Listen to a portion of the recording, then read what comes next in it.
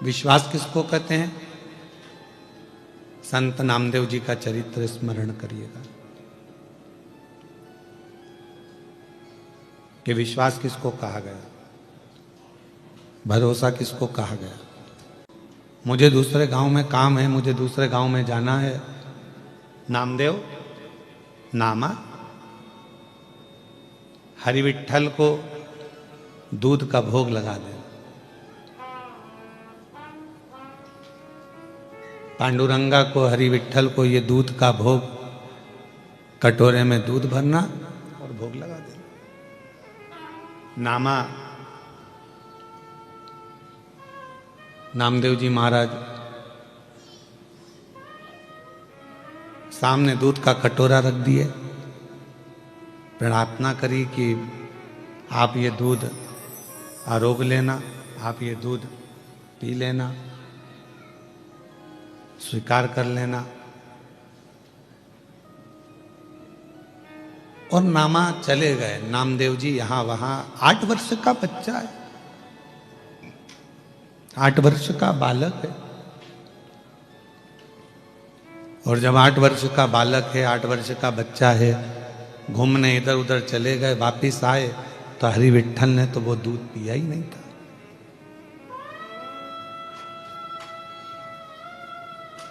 हरि विट्ठल तो वो दूध पिए ही नहीं।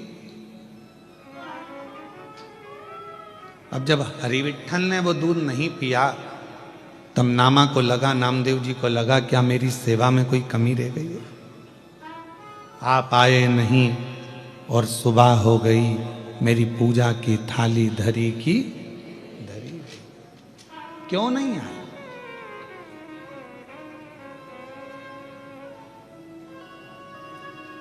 क्या अपराध मुझसे हो गया जो मेरी पूजा की थाली धरी की और आप आए नहीं और सुबह हो गई, आप आए नहीं और सुबह हो गई, मेरी पूजा की थाली धरी की धरी रह गई। आप आते नहीं, अपराध बताते नहीं, प्रार्थना में मेरी क्या कमी रह गई। आप आते नहीं, अपराध बताते नहीं, प्रार्थना में मेरी क्या कमी रह गई। आप आए नहीं और सुबह हो गई, मेरी पूजा की थाली धरी की धरी। क्यों नहीं आते? नामदेव जी ने कटोरा रखा है दूध का। प्रभु पिताजी थे जब तुम पीते थे। अब नामदेव जी ने कभी जाकर तो देखा नहीं कि इनके पिताजी दूध उनको पिलाते भी थे कि नहीं पिलाते थे, पर पिताजी कहकर गए हैं तो जरूर दूध पीते होंगे, ये पक्का है।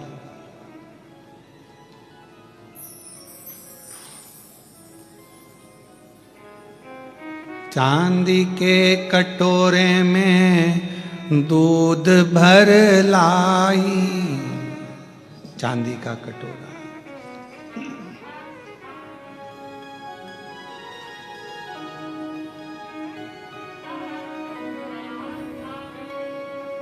और नाम नाम देव जी दूध वा पिलाई। चांदी का कटोरा है, दूध भरा हुआ है, ले पियो। अब भगवान कोई पिए? पाषाण की मूरत दूध पीने लगे? बहुत विनय करी, निवेदन करा, प्रार्थना करी, पर भगवान नहीं आए। आखिरी में नामदेव जी ने जिद पकड़ लिए, तुम नहीं खाओगे मैं नहीं खाऊंगा, तुम नहीं पियोगे मैं नहीं पीऊंगा, आपको दूध पीना पड़ेगा। सामने बैठ गए नामदेव जी, 8 वर्ष की अवस्था है, चेहरा देख रहे हैं भगवान हरि विट्ठल का, पांडुरंगा का।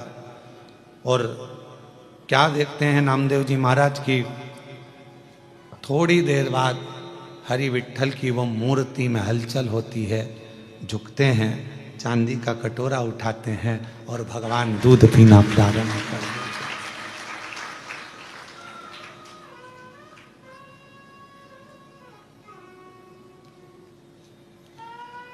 दूध पियो मेरे गोविंद प्यारे, और दूध पियो मेरे गोपाल प्यारे, दूध पियो मेरे गोविंद प्यारे, दूध पियो मेरे गोपाल प्यारे।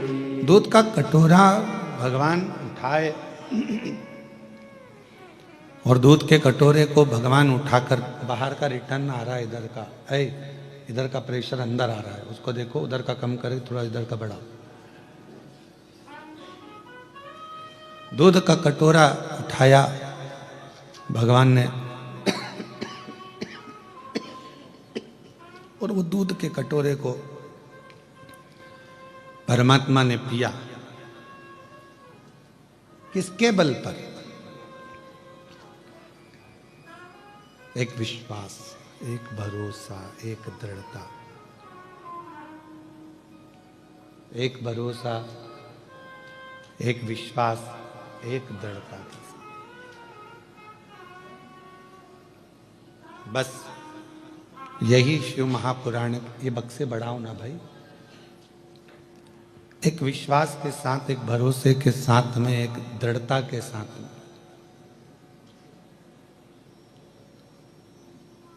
शिव को क्या चाहिए, भगवान शंकर को क्या चाहिए? एक आपका विश्वास।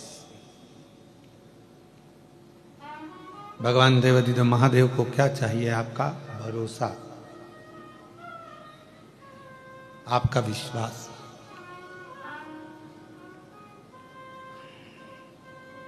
जब एक लोटा जल लेकर हम भगवान शंकर के मंदिर में जाते हैं, जब एक लोटा जल लेकर भगवान देवाधिदेव महादेव के पास जाते हैं, आपका विश्वास क्या कहता है, आपकी दृढ़ता क्या कहती है, आपका भरोसा क्या कहता है, ये आपके ऊपर निर्भर करता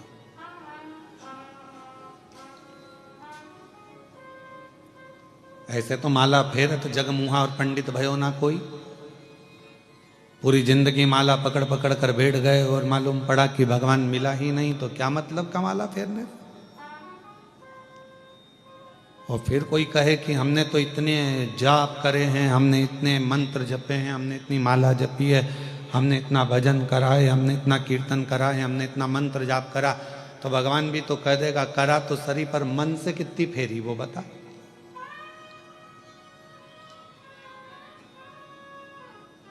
मन तो रमा ही नहीं तेरा। और अगर मन लगा ही नहीं, हम आपसे भी कहते हैं, जितने भी यहाँ बैठे हुए हैं, चाहे आस्था चैनल पर कथा सुन रहे हो, चाहे फेसबुक यूट्यूब पर कथा सुन रहे हो, चाहे कृष्णेश्वर बाबा के इस पवित्र प्रांगण में बाबा कृष्णेश्वर की गोद में बैठकर कथा का रसतत्व ग्रहण कर रहे हैं, हम आपसे भी कहेंगे आपका विश्वास कितना दृढ़ है,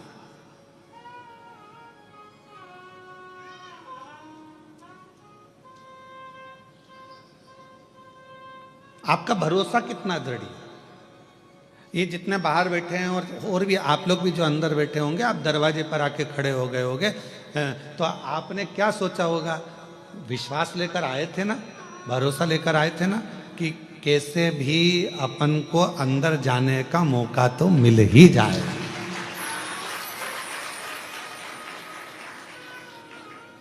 और विश्वास था तो आप लोग अंदर आ गए कि नहीं आ गए? बोलो, जम के बोलो जरा। आए ना, पहुंचे ना।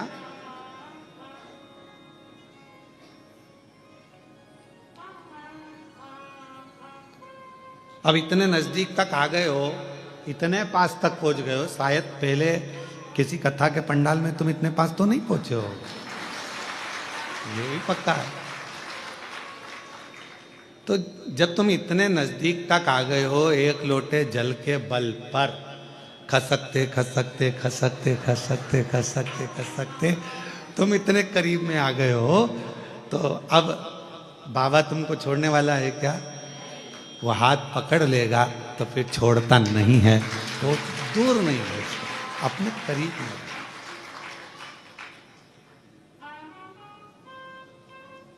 और तेरी कृपा का क्या है भरोसा, कब किस पर हो जाए, जरा सी हम पर कर दो, जरा सी हम पर कर दो। जिस पर भी हो गई तेरी कृपा करुणा, वो भव पार हुआ, भव पार हुआ। पापी हो चाहे जितना, उसका भी बाबा उद्धार हुआ, उद्धार हुआ। गिद्ध अजामिन गणिका जैसे मेरे मन को भाए, जरा सी हम पर कर दो, जरा सी हम पर कर दो। तेरी कृपा का क्या है भरोसा, कब किस पर हो जाए, जरा सी हम पर कर दो, जरा सी। हम पर कर दो। बाबा तेरी करुणा इतनी है, हमने सोचा नहीं, विचारा नहीं, हमने कभी इस बात को विचार नहीं करा कि हम इतने नज़दीक तक पहुंच जाएंगे, कथा का रस तक वो ग्रहण कर लेंगे, तेरी अविरल भक्ति को प्राप्त कर लेंगे। पर भगवान तेरी कृपा, तेरी करुणा, तेरी दया ऐसी है, करुणा ऐसी है, दया ऐसी है, कृपा ऐसी है कि उस करुणा कृपा दया के बल पर हम जानते हैं कि तेरी करुणा, तेरी कृपा, तेरी दया हमको तेरे करीब में लेकर जाएगी, हमको तेरे पास लेकर जाएगी, हमको तेरे नज़दीक लेकर जाएगी। और ये विश्वास, ये भरोसा, ये दृढ़ता हमें है।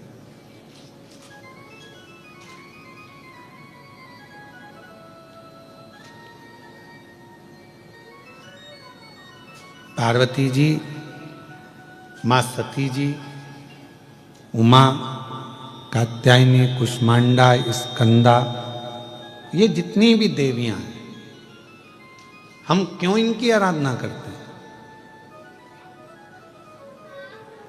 कभी आप लोगों ने विचार करा कि माता जी की हम लोग आद्य शक्ति दुर्गा भवानी की, माँ उमा की, माँ कात्यायनी की, चंद्रघंटा की, स्कंदा की, इन माताओं की आराधना हम क्यों करते? क्यों माँ अम्बा जगदम्बा की हम आराधना करते हैं? कभी आप विचार करें, करिएगा विचार। ऐसी कोई देवी नहीं है, ऐसी कोई माता, जगत जननी दुर्गा भवानी के जितने स्वरूप का आप दर्शन करेंगे, ऐसी कोई देवी नहीं है जिन्होंने शिव की आराधना नहीं करी।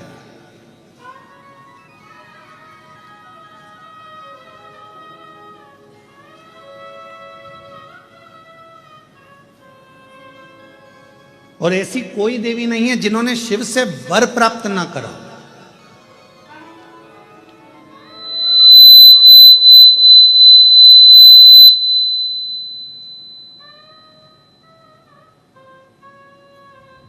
और सबसे बड़ा वर एक ही लिया माता रानी ने, जगत जननी दुर्गा भवानी ने, जगदम्बा ने, भगवान देवाधिदेव महादेव से जो वर मांगा, जो वर की कामना करी, तो उन्होंने एक वर सबसे प्रबल मांगा।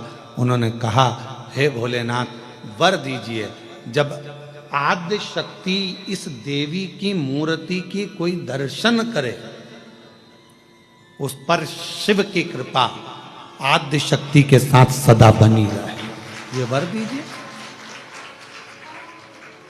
मतलब फिर वही विद्येश्वर संहिता का संवाद आ गया। शिव महापुराण की विद्येश्वर संहिता कहती है, श्री शिवाय नमस्तुभ्यम बोलने वाले के मुख का मात्र कोई दर्शन कर लेता है तो उसको अश्वमेध यज्ञ का फल प्राप्त हो जाता है। समझना जरा कथा को बहुत सावधानी से।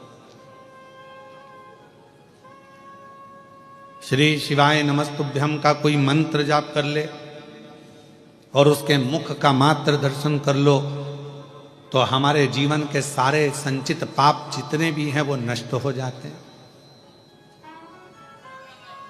तो देखा जाए तो जैसे शंकर भगवान ने आद्य शक्ति दुर्गा भवानी को वर दिया कि तुम्हारे मूर्ति का दर्शन जो करेगा, हे दुर्गा, हे आद्य शक्ति, हे जगदम्बा, हे चामुंडा, हे कात्यायनी, हे गौरा, हे स्कंदा, हे मां चंद्र घंटा,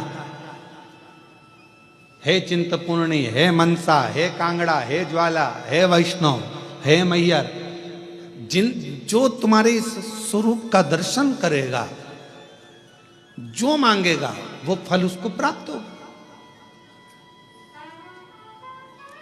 मनवांचित फल उसको प्राप्ति हो, शिव की कृपा होगी। तो वही की वही बात तो यहाँ शिव महापुराण की विद्येश्वर संहिता में लिख दिया।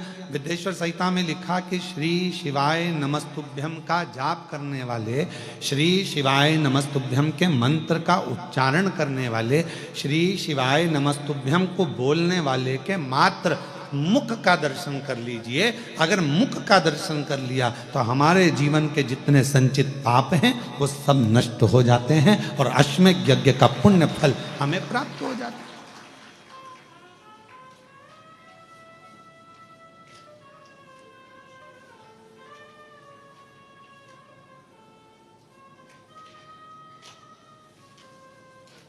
अब कुछ नहीं कर सकते तो इतना तो कर सकते हैं कि अपन जो श्री शिवाय नमस्तुभ्यम बोले उसको देख ही लें, बहुत है।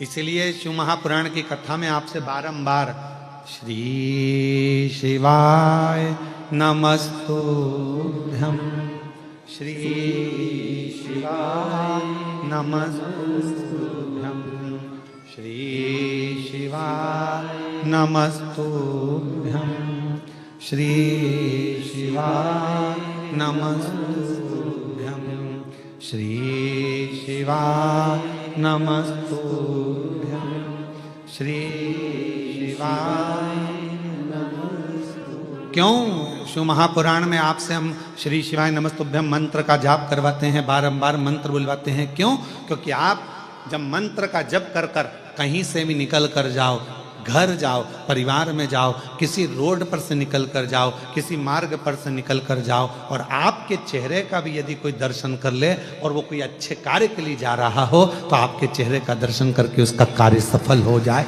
ये श्री शिवाय नमस्तुभ्यम के मूल सार है।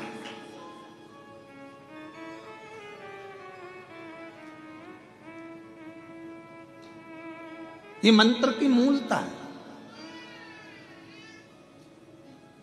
एक श्री शिवाय नमस्तुभ्यम मंत्र तो यहाँ आद्य शक्ति दुर्गा भवानी वो कहते हैं ना कि आप व्यस्त हो तो समझ लो कि सबसे ज्यादा मस्त हो। आप व्यस्त हो तो समझ लो कि सबसे ज्यादा जम के बोलो जरा मस्त हो। और आप किसी की खुशियों को देखकर त्रस्त हो तो समझ लो काय के मस्त हो। किसी की खुशी देखकर कोई अच्छे पद पर बैठ गया, कोई अच्छी कुर्सी पर बैठ गया, कोई अच्छे पद पर पहुंच गया, कोई अवधि पर पहुंच गया, कोई बहुत अच्छा काम कर लिया, किसी ने बहुत अच्छा कार्य कर लिया और उसको देखकर आप अंदर ही अंदर से त्रस्त हैं तो फिर काय के मस्त है, काय के मस्त। इसलिए शिव महापुराण की कथा कहती है कि भगवान से प्रार्थना करा करो कि मुझे व्यस्त रखना।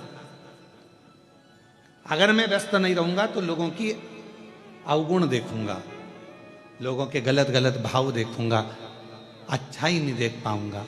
इसलिए मुझे व्यस्त रखना। व्यस्त, आप व्यस्त हो तो समझ लो कि आप मस्त हो। और यदि दूसरे की खुशियां देखकर आपका मन त्रस्त हो रहा है तो फिर ऐसी मस्तता किसी काम की नहीं।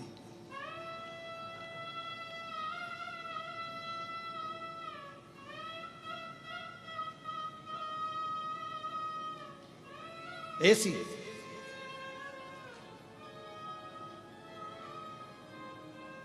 महाराज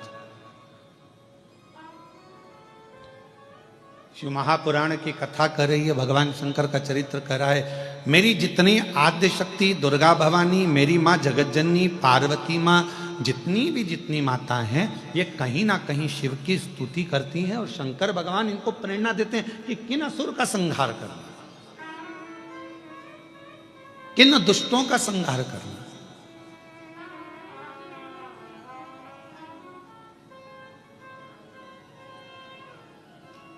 गंगा अवतरण की कथा सुनी है आप लोगों ने?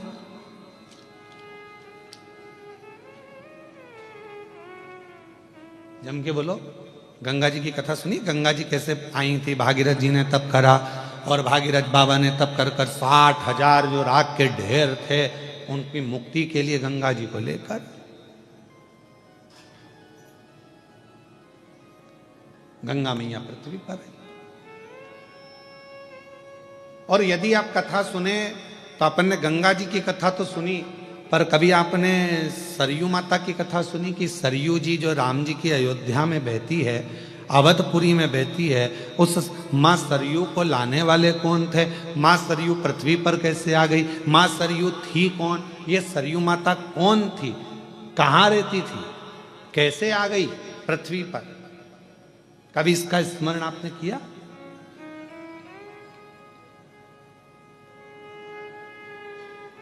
हमने नर्मदा जी का स्मरण करा, हमने यमुना जी का स्मरण करा कि कालिंदगिर पर्वत पर रहती थी माँ यमुना जी, कालिंदी महारानी, और अविरल करती करती भगवान कृष्ण की पट रानी जा बनकर आनंद के साथ निवास करती है। ये हमने यमुना जी का स्मरण करा। गंगा जी का हमने स्मरण करा। माँ सरयू जी का प्रागट्य कैसे हो गया? माँ सरयू जी कैसे आ गई पृथ्वी पर? लाने वाले माँ सरयू जी को कौन थे? कैसे माँ सरयू पृथ्वी पर आ गई? अवधपुरी में माँ सरयू जी को इतना आनंद से पूजा जाता है, स्मरण किया जाता है, स्नान किया जाता है। माँ सरयू इस अवध में कैसे पहुंच गई? माँ सरयू इस भूमंडल पर, पृथ्वी पर कैसे आ गई? कौन थी यह माँ सरयू? कभी हमारे मन में ये भाव आया?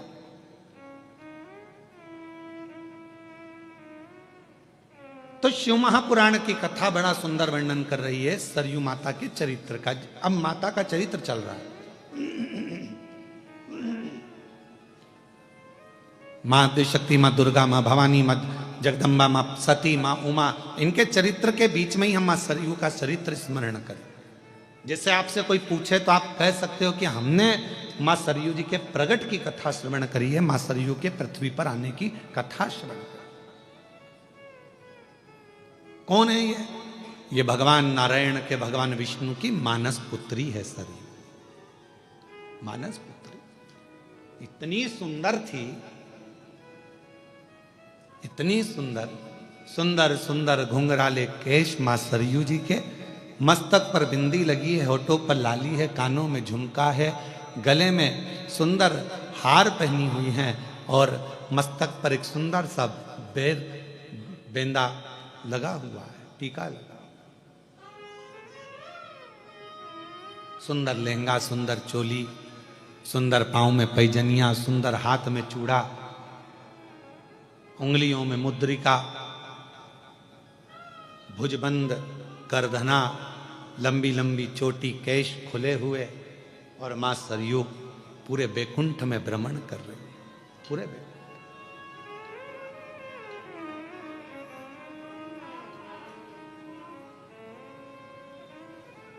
पूरे बैकुंठ में भ्रमण कर रही, और भ्रमण करती करती मां सरयू आज अविरल आनंद के साथ कभी ब्रह्मलोक चली जाती हैं, कभी बैकुंठ लोक चली जाती हैं, कभी गौलोक चली जाती हैं, कभी इंद्र के पास चली जाती हैं, कभी कहीं भगवान नारायण की मानस पुत्री भ्रमण करती रहती है।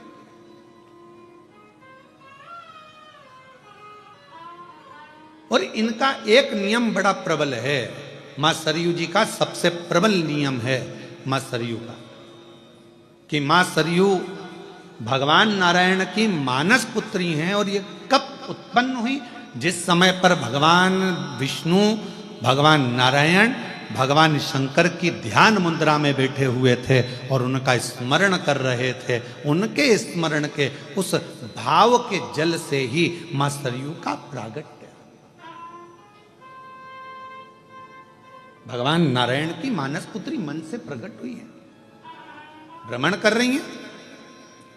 स्कंद पुराण का ये चरित्र वर्णन करता है। माँ सरयू जी कभी ब्रह्म लोक जाती हैं, कभी भगवान वैकुंठ लोक में भ्रमण करती हैं, कभी गौ लोक में भ्रमण करती हैं। सुंदर आनंद के साथ में मंत्र जाप करती जाती हैं, शिव नाम नारायण नाम करती जाती है।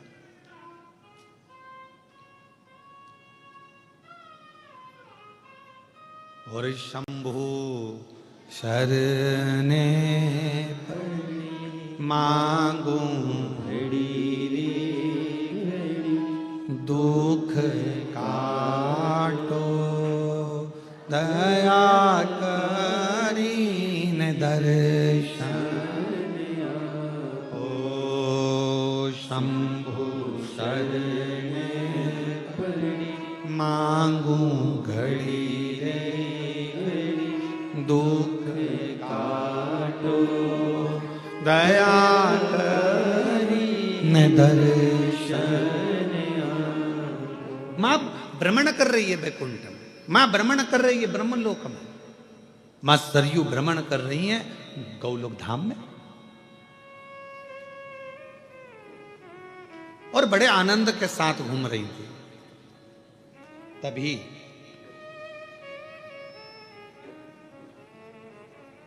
वशिष्ठ बाबा ने देखा कि भूमंडल पर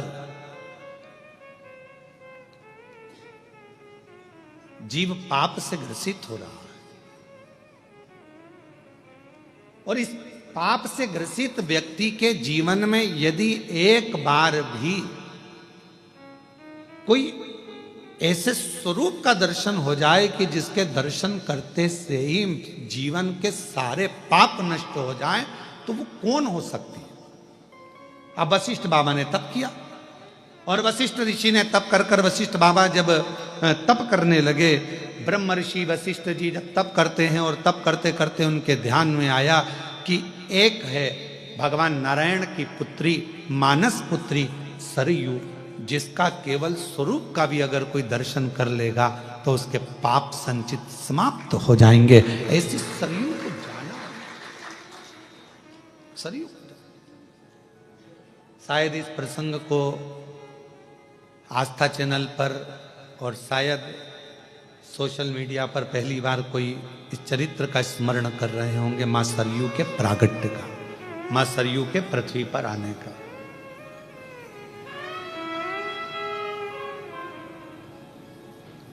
कि मां सरयू पृथ्वी पर कैसे आई। और संपूर्ण को आप लोगों के लिए ये पितृपक्ष का सबसे सुंदर आनंदमय कथा प्रसंग है, जिस प्रसंग को सुनकर आपके पितृ भी तृप्त होंगे और आप भी तृप्त होंगे।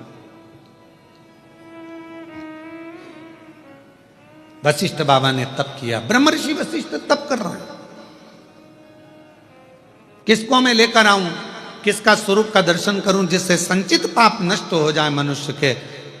तब ब्रह्म ऋषि वशिष्ठ जी ने ध्यान लगाकर देखा तो भगवान नारायण की मानस पुत्री सरयू बड़ी अच्छी है, सुंदर है, पवित्र है।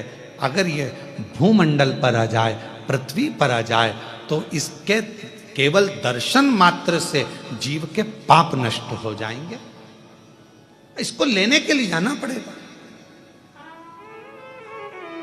मां सरयू को लेने के लिए जाना पड़ेगा। वशिष्ठ जी ने अपने मन में विचार कर लिया, और वशिष्ठ बाबा चल दिए मां सरयू जी को लेने के लिए। सबसे पहले पहुंचे ब्रह्मलोक, ब्रह्मलोक में मां सरयू जी नहीं थी। फिर पहुंच गए इंद्रलोक, इंद्रलोक में मां सरयू जी नहीं थी।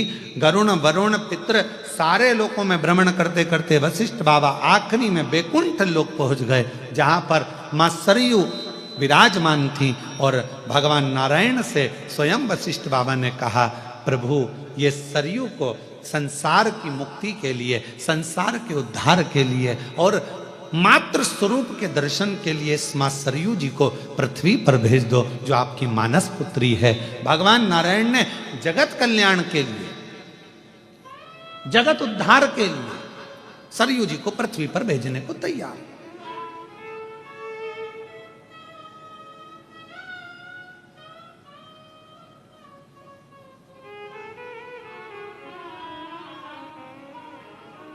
अब कई लोगों के मन में एक प्रश्न आता है, गुरुजी इस प्रसंग का शिव पुराण से कौन सा संबंध है?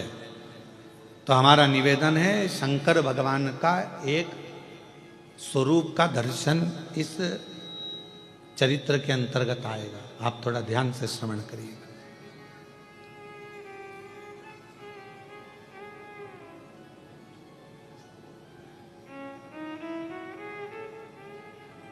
सरयू जी को दे दीजिए, ठीक है, ले जाओ। एक सड़क, एक शिक्षक, ये दोनों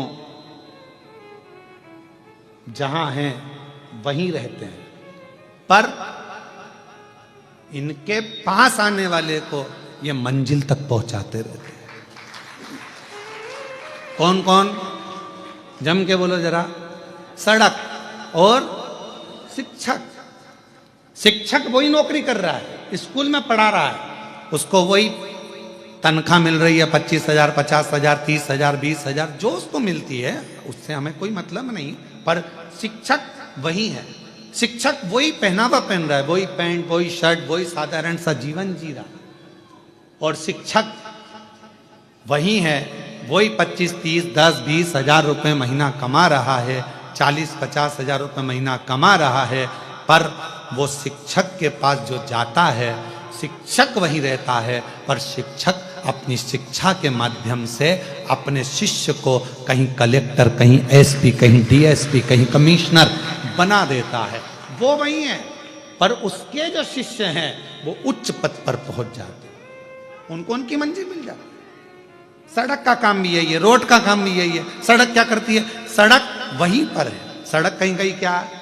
बैरुल की सड़क बैरुल में है, अमरावती की अमरावती में है। सड़क कहीं कहीं क्या, पर उस सड़क पर अभी वो हमारा वो हितेश कह रहा था, कौन सा एक्सप्रेस बना है नारखेड़े जी? हाँ, समृद्धि एक्सप्रेस बना। तो वो बोल रहे थे हितेश, कहने लगे गुरुजी एक समृद्धि एक्सप्रेस बना है। तो मैंने कहा कहाँ है? तो कहा वो नागपुर से ऐसा गया मुंबई के लिए और बहुत अच्छा बना। हमने कहा रोड गई क्या? तो कहा नहीं गुरुजी, रोड तो वही है, बस मंजिल गई है, केवल मंजिल, रोड वही है। रोड और शिक्षक वहीं रहते हैं, कहीं नहीं जाते। उसी स्कूल में नौकरी करना है उसको, सड़क को वहीं रहना है बैरुल में, सड़क को वहीं रहना है जलगांव में, सड़क को वहीं रहना है अमरावती में, पर उस पर जो चलता है वो अपनी मंजिल तक पहुंच जाता है। शिक्षक के पास जो आता है वो अपनी मंजिल तक पहुंच जाता है। कोई एसपी, कोई कमिश्नर, कोई कुछ बन जाता है उच्च पद पर। आप और हमको पढ़ाने वाला कोई शिक्षक ही तो है ना, जो आज आप और हम इस जगह पर बैठे हुए हैं। और कभी कभी वो शिक्षक मिलता है जिसने पढ़ाया, तो आप क्या देखते हो? वो वही है, वो वही है, वो वही साधारण जीवन जी रहा है, ट्यूशन पढ़ा रहा है, रिटायर हो गया पर पढ़ा रहा है, वो वही है। और आप और हम कहाँ पहुंचे? तो कहा कोई कलेक्टर बना, कोई आईजी बना, कोई कमिश्नर बना, कोई तहसीलदार बना, कोई इंस्पेक्टर बना, कोई पटवारी बना, कोई ये बना, कोई वो बना, सब उच्च उच्च पद पर पहुंच गए। और वो शिक्षक वहीं की वहीं रहा, रोड वहीं की वहीं रही। उसी रोड पर चलकर लोग कृष्णेश्वर पहुंच जाते हैं, और उसी रोड पर चलकर लोग रामेश्वर पहुंच जाते हैं, और उसी रोड पर चलकर लोग सोमनाथ पहुंच जाते हैं। रोड नहीं बदली, ना शिक्षक बदला, पर मंजिल शिक्षक ने भी दी है और रोड ने भी दी है। आज वशिष्ठ बाबा क्या कर रहे हैं? ब्रह्मर्षि वशिष्ठ जी क्या कर रहे हैं? एक उच्च शिक्षक का पद अदा कर रहे हैं। एक वशिष्ठ बाबा अच्छी रोड का पद अदा कर रहे हैं कि मैं भले संसार सागर में रहूं ना रहूं, पर अगर सरयू पृथ्वी पर आ गई और मां सरयू अगर पृथ्वी पर आ गई तो जो इसका दर्शन करेगा वो कृतार्थ होता चले जाएगा, उसका पाप नष्ट होता चले जाएगा, वो पापों से मुक्त होता है। तो कर क्या रहे हैं? ये भी तो शिक्षक का काम कर रहे हैं, ये भी तो रोड का काम कर रहे हैं। तो एक रोड और एक शिक्षक कहीं नहीं जाते, वहीं रहते हैं, पर अपने आने वाले जीवों को वो कल्याण कर देते। शिव महापुराण की कथा क्या कर रही है? आप श्रवण कर रहे हैं, आप सुनेंगे, अपने जीवन में धारण करेंगे। जो आपने बाबा से मांगा, इस पवित्र पितृपक्ष के आनंदमय इस ऑनलाइन कथा में, अपने घरों में रहकर, पंडाल में रहकर, जहां कहीं भी आप इस कथा को श्रवण कर रहे हैं, सोशल मीडिया के माध्यम से, आस्था चैनल के माध्यम से, आप जहां बैठकर बाबा से अपने दिल की बात कहोगे, ये मेरा विश्वास कहता है, मेरा शंकर उसी स्थान पर आकर आपका कल्याण करेगा, झोली भरेगा और आपने जो मांगा वो देगा।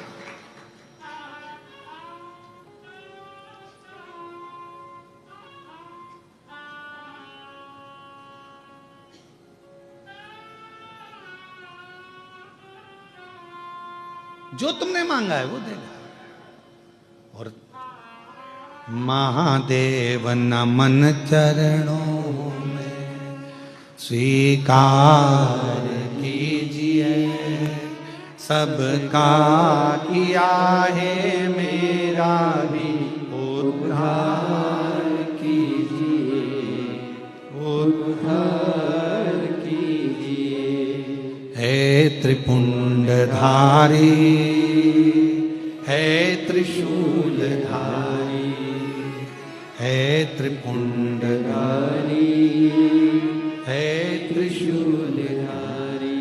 चरणों में तेरे बाबा जी पावन है चारों धाम, चरणों में तेरे बाबा जी पावन है चारों धाम। तेरी देव करते वंदना, पूजे सीताराम। तेरी देव करते वंदना, पूजे सीताराम। हो जाए पूरी कामना, हो जाए पूरी कामना। उपकार कीजिए, सबका किया है मेरा भी उद्धार कीजिए, उद्धार कीजिए। है त्रिपुंडधारी, है त्रिशूलधारी, है त्रिपुंडधारी, है त्रिशूलधारी। बाबा इतनी कृपा, इतनी करुणा करिए, इतनी दया करिए, इतनी करुणा करिए। रोड अपना काम कर रही है, शिक्षक अपना काम कर रहा है, एक माता पिता अपना काम करते हैं, उपदेश देना, समझाना, बच्चों को ज्ञान देना। समझ जाए तो उसकी जिंदगी बन जाए।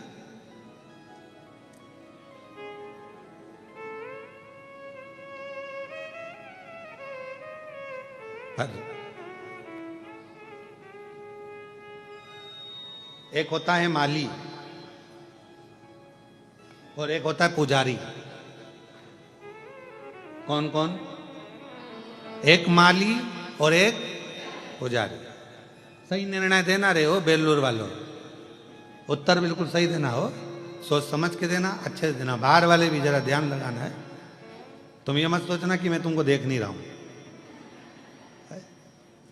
ध्यान में उत्तर सही देना। एक माली है और एक पुजारी है।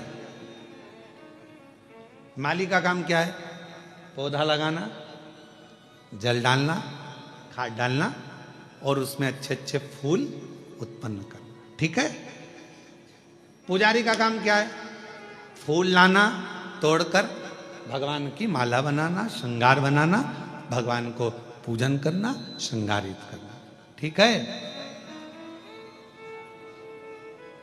अब उस फूल का सबसे ज्यादा पुण्य माली को मिलेगा कि पुजारी को मिलेगा? है माली को। बहुत बढ़िया, नजर उतर वाले ना, बिल्कुल सही बोल रहे, बिल्कुल सही बोल रहे। किसको मिलेगा? माली को। क्यों? क्योंकि माली ने उस फूल को अपने पुत्र की तरह रखा है। पहले बच्चा की तरह पहले पौधा लगाया, पौधा लगाकर उसको धीरे धीरे बड़ा करा और धीरे धीरे बड़ा करने के बाद में वो जो फूल है उसको संजोया, संजोने के बाद उसको फिर वो लेकर चला। वो एक गाने की लाइन याद आ गई। भौरे ने खिलाया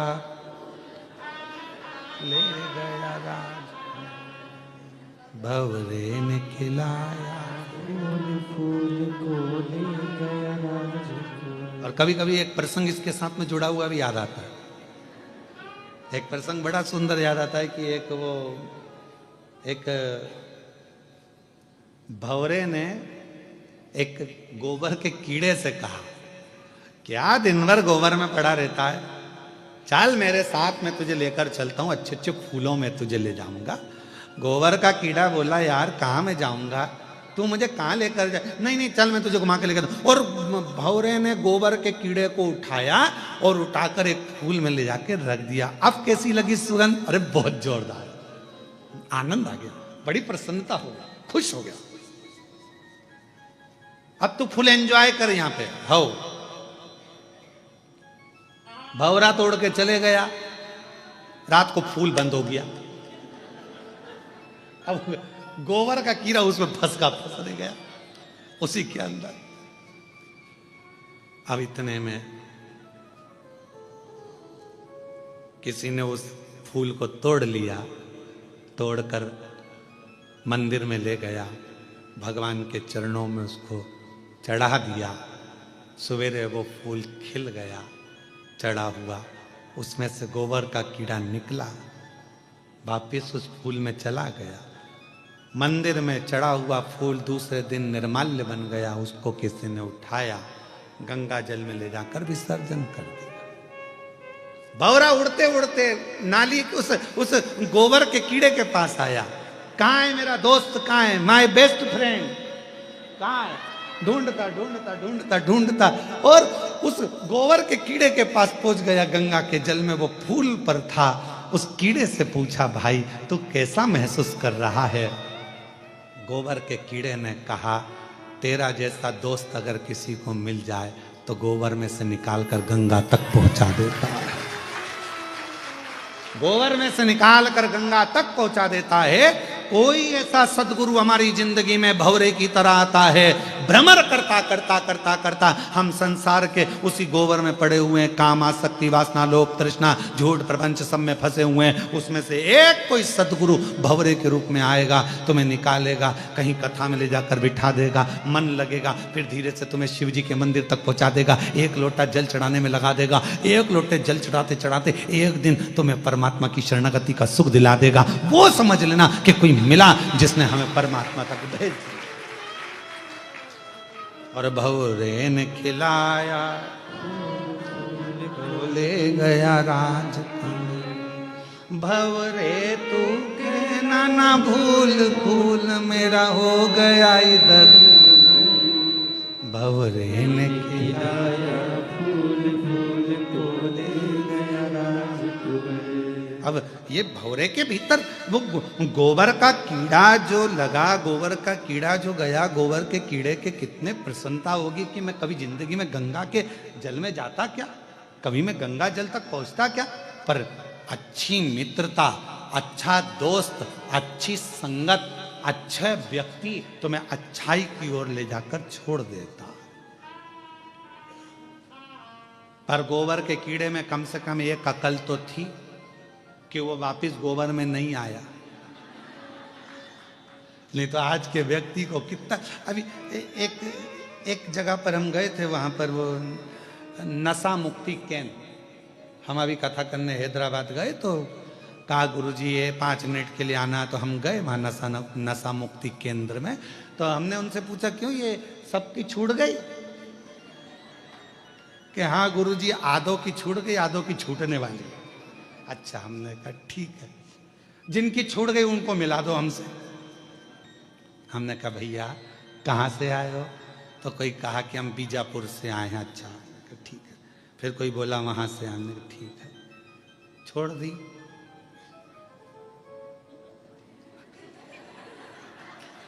छोड़ दी तो कहते अभी छोड़ दिए। हमने कहा फिर बाद में, तो के मौसम के अनुसार देखा। क्या सोच, क्या विचार, कोई गोबर का कीड़ा, उसमें समझदारी तो थी। अरे बोलो सही है कि गलत है? समझदारी थी कि नहीं उस गोबर के कीड़े में? कि इतनी अकल गोबर के कीड़े में थी कि महाराज वो गया तो वापस लौटकर गोबर में नहीं आया। बस ये समझदारी तुम्हारी जिंदगी में होना चाहिए कि अगर शिवर वाला महाराज ने कहा कि एक लोटा जल चढ़ाओ, चढ़ाने लगो, शिव का नाम लो, लेने लगो, श्री शिवाय नमस्तुभ्यम जपते रहो। अब दुनिया के प्रपंच में फिर कोई आएगा कि तुम ये मत करो, तुम बेलपत्र मत खाओ, तुम जल मत चढ़ाओ, तुम ऐसा मत करो वैसा। हमने तो सोच लिया, अब तो एक साधे सब सधे। अब तो हमने सोच लिया कि शंकर हमारा और हम शंकर के, फिर क्या विचार कर।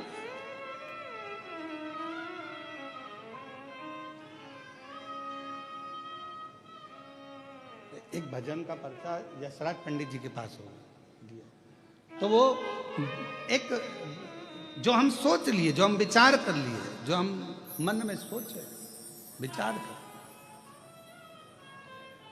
तो महाराज शिव कथा कर रही है और मैंने तेरे ही भरोसे बाबा तेरे ही भरोसे हवा बिछ उड़ती जावांगी बाबा डोर है तो छड़ी नावे कटी जावांगी। ओ भोले मैं तेरी पदम शंभु मैं तेरी पदम हवा बिच उड़ती जावांगी बाबा डोर घर तो छड़ी नावे कटी जावांगी। तो रोड का काम है और शिक्षक का काम है। उन्होंने आपको मार्ग दिखाया, सत मार्ग दिखाया। अब आपके ऊपर निर्भर करता है कि आप क्या ग्रहण करो, ये आपके ऊपर निर्भर करता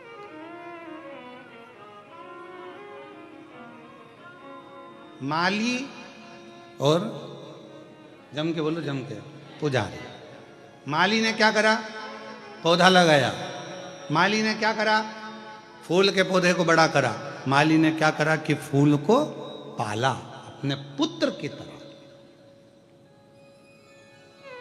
और एक बेटे की तरह जब पालन पोषण कर लिया। तुम देखना, जो माली दिल से पौधे लगाता है ना, उसका फूल तोड़ के बता दो, वो तुम्हें नी गोभी का फूल बना दे। तुम तोड़ के बता दो। कोई किसान सोयाबीन लगाया, कोई किसान ने मक्का बोई, कोई किसान ने गेहूं बोया, फसल लगाई, और तुम उसके खेत को मचाओ तो वो एक एक पौधे को अपनी औलाद की तरह रखता है किसान। एक एक पौधे को, सोयाबीन का एक पौधा होगा, एक गेहूं का पौधा होगा, एक मक्का का पौधा होगा, तो वो किसान के लिए उसकी औलाद जैसा होता है, उसके बच्चे जैसा होता है कि कैसे इसमें जो दाना आएगा मैं बेचकर अपना कर्जा चुका दूंगा, मेरी घर बना लूंगा, मेरी बेटी की शादी कर दूंगा, मेरे बेटे का ब्याह कर दूंगा, मेरा मकान बन जाएगा। किसान कितनी आस लगाता है।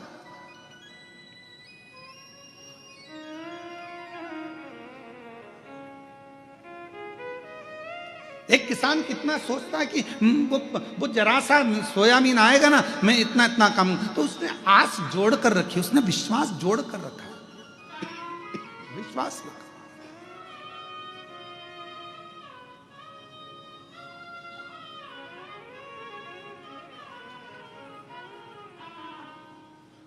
माली ने पौधा लगाया, फूल बड़ा करा, पुजारी ने फूल को तोड़ा, भगवान तक लेकर गया। मेरे बेलूर की जीजाओं ने बहुत अच्छा जवाब दिया कि सबसे ज्यादा पुण्य किसके खाते में जाएगा? माली के खाते में। क्यों? उसने अपने पुत्र के भाव से उसको संजोया है, और पुत्र को संजो कर उसने परमात्मा तक ले जाने के लिए छोड़ दिया है। बीच में मझधार जो बना है, बीच में सेतु जो बना है, बीच में जो मंजिल तक पहुंचाने वाला बना है, वो पूजारी।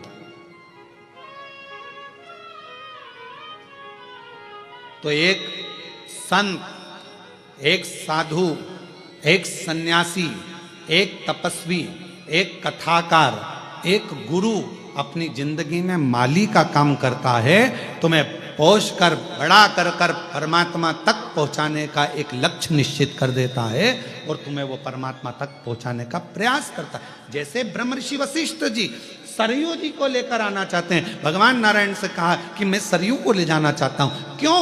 भगवान विष्णु ने पूछा, ये मेरी मानस पुत्री है, तुम इसको करोगे क्या, क्यों लेकर जा रहे हो, पृथ्वी पर क्या काम आएगी है? तो ब्रह्मर्षि वशिष्ठ बाबा ने कह दिया कि मैं इनको इसलिए लेकर जा रहा हूं कि संसार के लोग इनका दर्शन कर कर अपने पापों को त्याग दें, पापों से मुक्ति मिल जाए।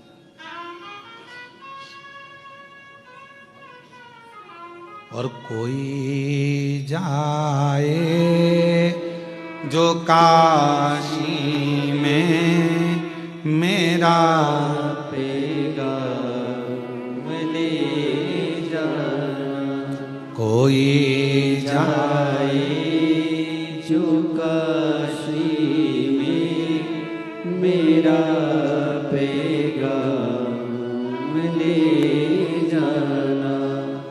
ये कहना डमरू वाले से तुम्हारी याद आती है, ये कहना काशी वाले से तुम्हारी याद आती है।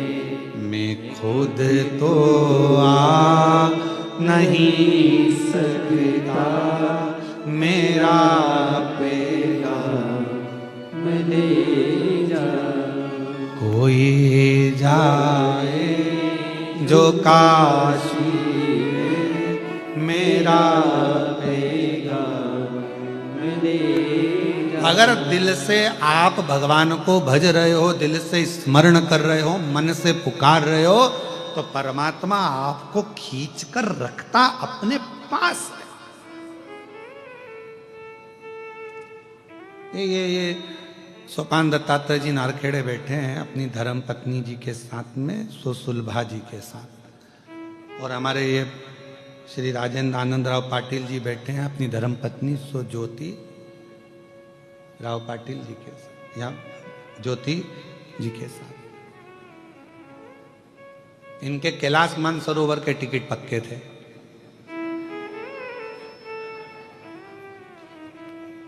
हमसे 3 दिन से लगे थे पीछे, गुरुजी 9 तारीख हो गई, हम 12 को चले जाएंगे। फिर बोले गुरुजी 10 तारीख को, फिर बोले हम 11-12 को चले जाएंगे। 11 तारीख को फिर बोले हम 12 को चले जाएंगे। आज कितनी है? आज कितनी है? अब हमने कहा हमने इनको नहीं रोका, क्योंकि हम रोक लेते तो इनका जो बेचारा कैलाश मानसरोवर का टिकट कोई कम में होता है, पैसा कितना लगता है मानसरोवर जाने के लिए है? कोई हमसे कहे गुरुजी तुम कैलाश मानसरोवर चलो, भैया हमारे पास इतना नहीं, हम नहीं जाएंगे। तो कैलाश मानसरोवर जाने में कोई पैसा कितना लगता है, विचार करो। तो हम इनको नहीं बोले कि तुम टिकट कैंसिल करवा, वो तो शंकर जी ने कुछ ऐसी लीला रच दी। और इनको जाना था नेपाल से, और नेपाल तो पूरा भगवामय हो रहा है। छत्रपति वीर शिवाजी महाराज की, अब पूरा नेपाल तो भगवामय हो रहा है। तो वहां एयरपोर्ट हुआ तो बंद, तो इनके जो जिनने टिकट बुक करे थे उन्होंने कहा आप अभी अपन बाद में चलेंगे और तुम्हारे टिकट का पैसा संचित है, रखा हुआ है, तुम टेंशन मत लेना, जो जहाँ है वहीं रहना। तो इन दोनों ने, ये दोनों बहुत समझदार हैं, ये पाटिल और नारखेड़े, इन दोनों ने फोन लगा के उनसे कह दिया भगवान ने हमारी सुन ली, सुन ली, सुन ली। और तेरी कृपा का क्या है भरोसा, कब किस पर हो जाए जरा सी। अच्छा, ये कैलाश मानसरोवर चले भी जाते थे तो इनके मन में रह जाता, कथा चल रही थी और 3 दिन की बची थी, वो सुन लेते तो और आनंद हो जाता। 3 दिन की थी, महाराज ने पहले बताया भी नहीं कि ऑनलाइन यहीं से करेंगे। गलती है ना सीवर वाले महाराज की बहुत बड़ी, बता देते तो हम पहले से टिकट ही नहीं कराते। तो तुम चिंता मत करो, अब सौंप दिया इस जीवन का सब भार तुम्हारे हाथों में। तो तुम्हारा टिकट कराना, कैंसिल कराना, तुम्हें बुलाना, नहीं बुलाना, शंकर भगवान ने कहा जब मैं कैलाश से यहाँ आके बैठा हूं तो तू कैलाश जाके करेगा क्या, ये बता। तो शिव जी तो उन्होंने कहा तुम जब मैं यहां आ गया, हमने पहले भी कथा में कहा जहां कथा होती है 12 ज्योतिर्लिंग और कैलाश पर विराजमान मेरे शंकर भगवान, जहां शिव महापुराण की कथा होती है 7 दिन तक मेरा शंकर भगवान विथ फैमिली वहीं पर निवास करते हैं। वहीं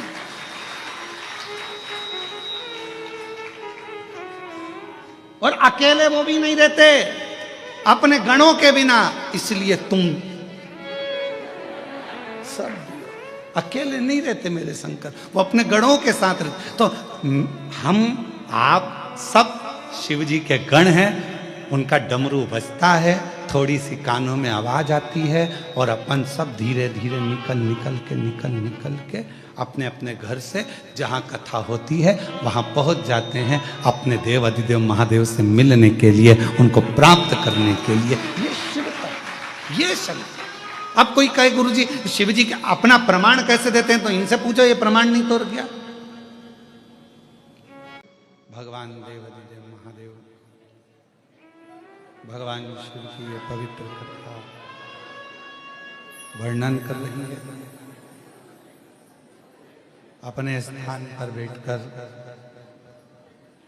बाबा देव अधिदेव महादेव से अपने मन का भाव कहिए, प्रार्थना करिए, विनय करिए, निवेदन करिए।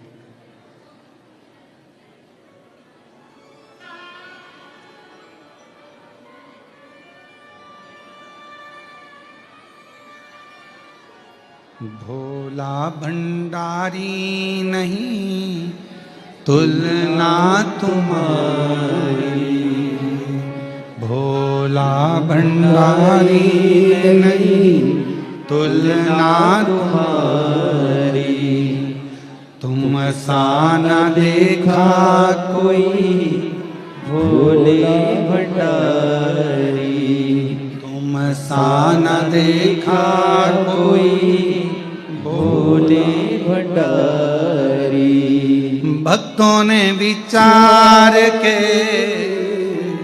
कहा पुकार के, ओ भक्तों ने विचार के कहा ये पुकार के, खड़े हैं हाथ जोड़ रे भोले जी तेरे नाल रे, खड़े हैं हाथ जोड़ रे भोले जी तेरे नाल रे। तू आजा भोले जोगिया, तू कर मेहरबानिया, तू आजा भोले जोगिया, तू कर मेहरबानिया, खड़े हैं हाथ जोड़ भोले जी तेरे नाल रे, खड़े हैं हाथ जोड़ भोले जी तेरे नाल। भाव से भगवान शिव से अपने मन का भाव कहिएगा, हृदय से प्रार्थना करिए, विनय करिए, निवेदन करिए, विनती करिए, सब साथ में बोलिएगा, बाबा को अपने मन का भाव कहिए।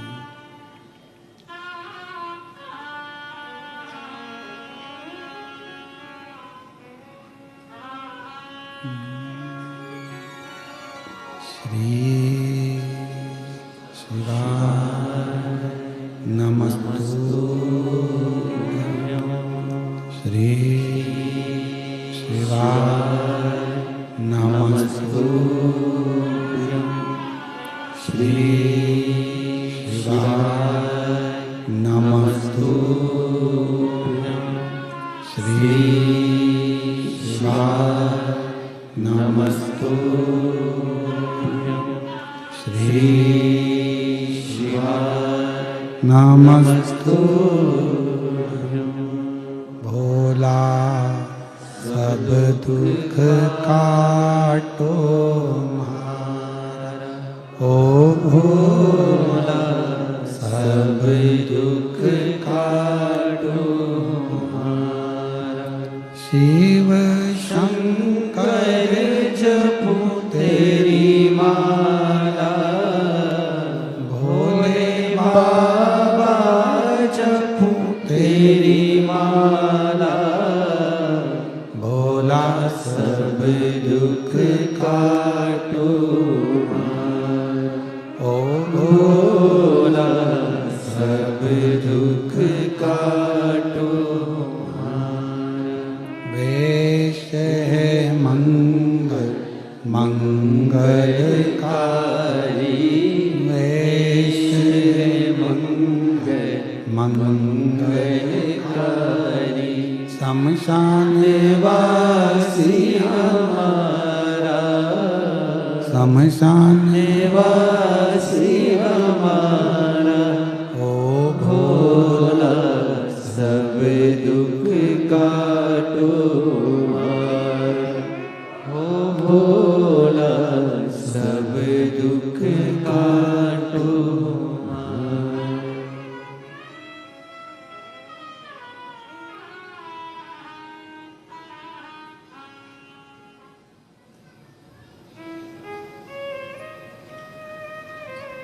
बाबा देवादिदेव महादेव भगवान शिव ओगरदानी त्रिकालदर्शी कैलाशी विनाशी भगवान शंकर की पवित्र कथा कर रही है। शिव महापुराण की कथा वर्णन कर रही है।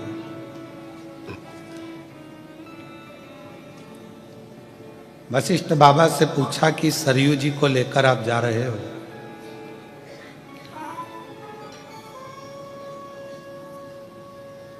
ये मृत्यु लोक में जाकर करेंगी क्या? कहा जितने भी जीव हैं, 4 स्थान पर हर व्यक्ति से पाप होता है। ऐसा कोई मनुष्य नहीं है जिससे 4 स्थान पर पाप ना हो। दुनिया का कोई व्यक्ति कह दे कि हम सबसे ज्यादा पवित्र हैं, हमने जिंदगी में कोई पाप नहीं किया, समझ लेना पक्का झूठेला है।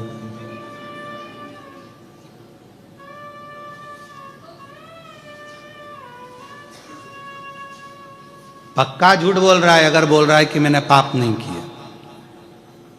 4 स्थान पर हर व्यक्ति से पाप होता है। पहला, झाड़ू लगाते समय छोटे छोटे जीव मर जाते हैं, उसका पाप माथे चढ़ता है। दूसरा, पानी भरते समय, कपड़े धोते समय, नहाते समय छोटे छोटे जीव मर जाते हैं, उसका पाप माथे चढ़ता है। तीसरा,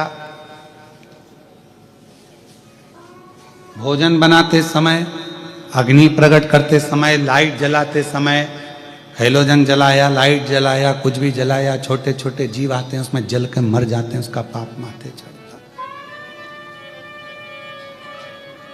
चौथा, पैदल चलकर कहीं गए, अपने पांव के नीचे ना जाने कौन कौन से छोटे छोटे जीव मर जाते हैं, उसका पाप माथे चढ़ता है।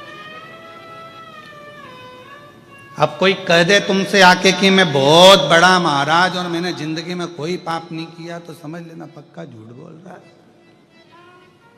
शिव महापुराण में 4 स्थान ऐसे बताए हैं। श्रीमद् भागवत में भी राजा भगवान श्री ऋषभ देव जी महाराज के चरित्र में भी ये 4 स्थान ऐसे बताए हैं जहां पर व्यक्ति से पाप होता ही है।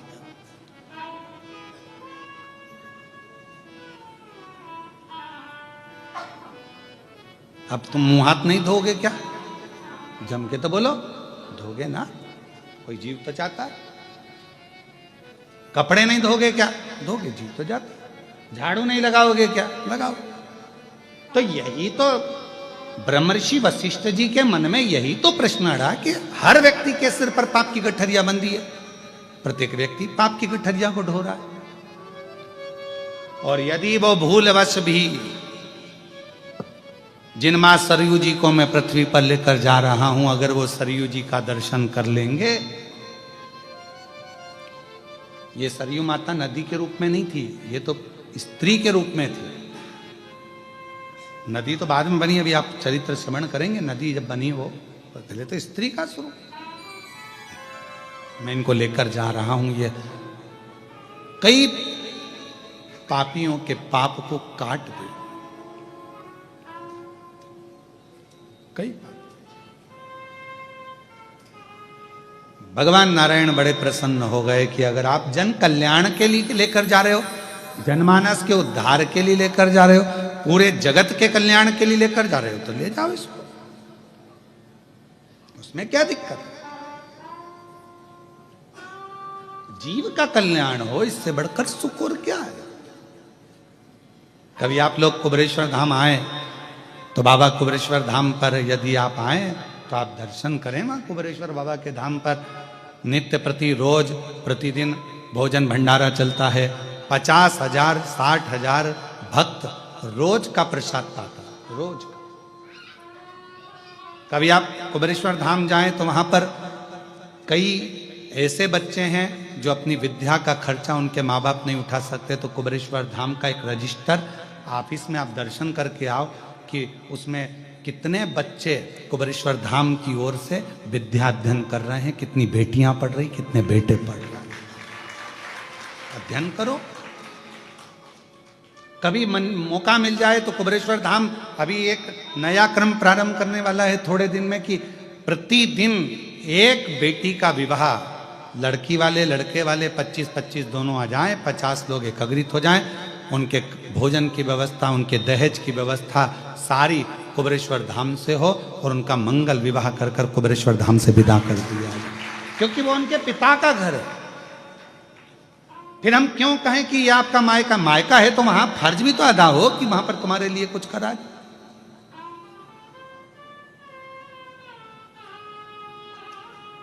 कितना सुंदर प्रसंग।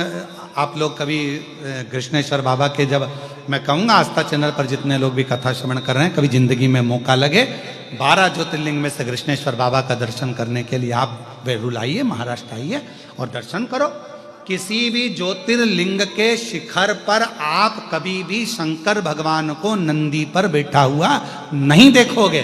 केवल कृष्णेश्वर महादेव 12 ज्योतिर्लिंग में से एक हैं जिनके शिखर पर स्वयं भगवान शंकर मां पार्वती जी के साथ नंदी पर बैठकर जा रहे हैं।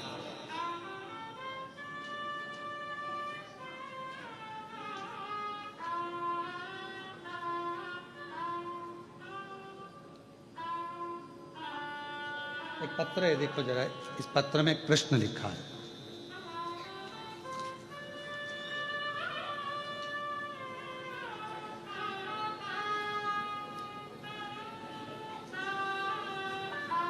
अब उस मेरे को शब्द थोड़े से भारी हैं तो पढ़ने में से फिर भी पढ़ देंगे थोड़ा थोड़ा। श्री शिवाय नमस्तुभ्यम। मेरा नाम श्री कारभारी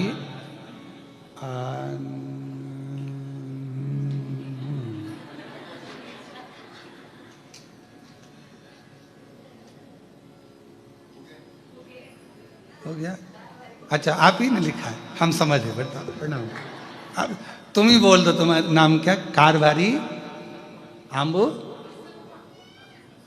असुम्बा लुंगे और जादववाड़ी छत्रपति संभाजी नगर से हूं।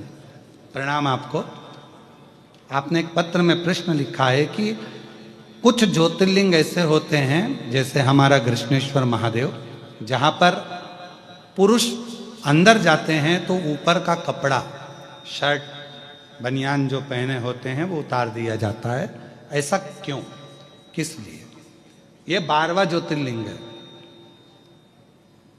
कृष्णेश्वर महादेव कौन सा ज्योतिर्लिंग है? 12वां। आप जितने भी ज्योतिर्लिंग का दर्शन कर कर आए हो, यहां आने के बाद तुम में और भोलेनाथ में बीच में कोई पर्दा नहीं होना चाहिए, इसलिए वस्त्र को उतार दिया है। यहां बीच में कोई पर्दा ना हो। तो फिर एक प्रश्न खड़ा हो जाता है कि पुरुषों के लिए ऐसा भाव? हाँ, क्योंकि मां जब वस्त्र धारण करती है तो वो मां उसकी करुणा और उसकी वात्सल्यता का वस्त्र पहनती है। जिस वात्सल्यता के वस्त्र में उसके हृदय में और शिव के भाव में कोई पर्दा नहीं रहता। इसलिए नारी को वस्त्र का भाव वर्णित किया, पर पुरुष के लिए ऊपर का वस्त्र उतारना, क्योंकि हृदय से परमात्मा के बीच में, आत्मा और परमात्मा के बीच में कोई पर्दा नहीं होना चाहिए, कोई पर्दा। फिर वही बात आ गई, तुझसे मिलने के लिए तेरी कसम, तुझसे मिलने के लिए तेरी कसम, एक मुलाकात जरूरी है। बीच में कोई पर्दा नहीं, ये आत्मा और परमात्मा, इसलिए इस पर्दे का क्या मोल। ये 12वां ज्योतिर्लिंग है। 12 ज्योतिर्लिंग में से किसी ज्योतिर्लिंग के ऊपर शंकर पार्वती नंदी पर बैठकर जाते हुए नजर नहीं आते, पर कृष्णेश्वर महादेव के शिखर में शिव पार्वती नंदी पर बैठकर जा रहे हैं। मतलब अब शंकर पार्वती जी कह रहे हैं, तेरे 12 ज्योतिर्लिंग जब पूर्ण हो जाते हैं तो शिव और पार्वती तेरा कल्याण करने के लिए तुझे नंदी पर बिठा कर ले जाते हैं। क्यों चिंता, यहां से हमारी गंतव्य यात्रा पूर्ण हो जाती है। 12 ज्योतिर्लिंग पूर्ण, अपनी गाड़ी में बैठो, घर जाओ। 12 ज्योतिर्लिंग पूर्ण हो गए, अपने अपने घर को जाओ।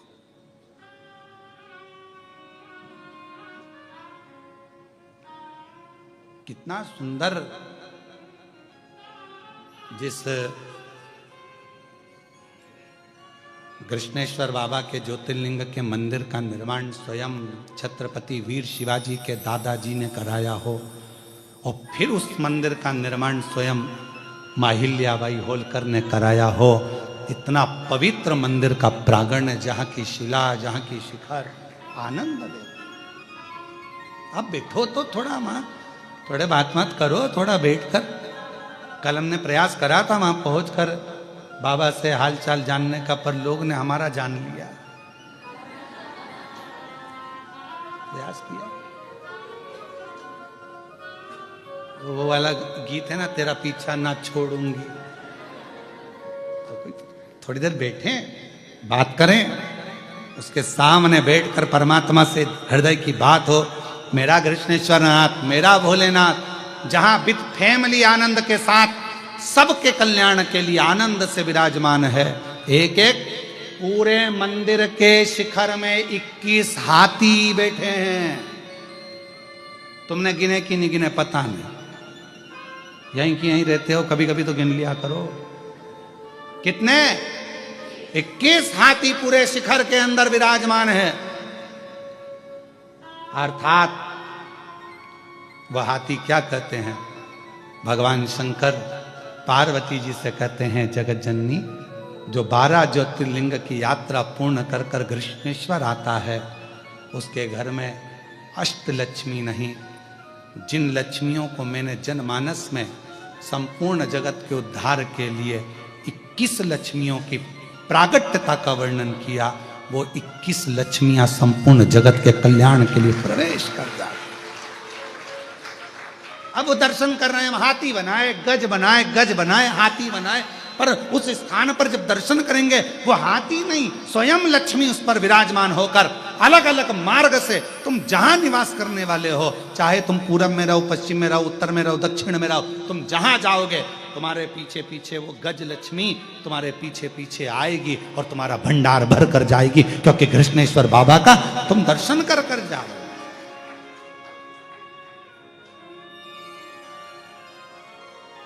तुम कृष्णेश्वर नाथ का दर्शन कर कर जा रहे हो।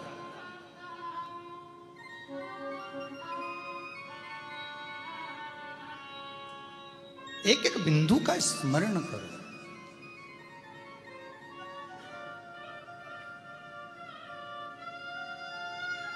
शिव जी का चढ़ा हुआ जल, दूध, दही, बेलपत्र वो बहकर एक नंदी के मुख से बाहर आता है कुंड की ओर।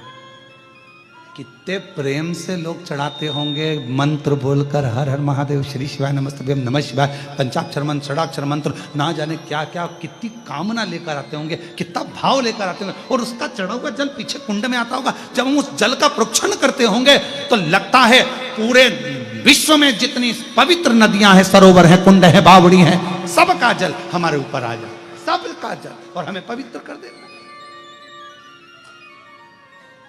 वो जल हमें प्राप्त हो। कल हम थोड़ी देर वहां बैठे, स्पर्श किया, उसका आनंद, दर्शन, सुख दिया।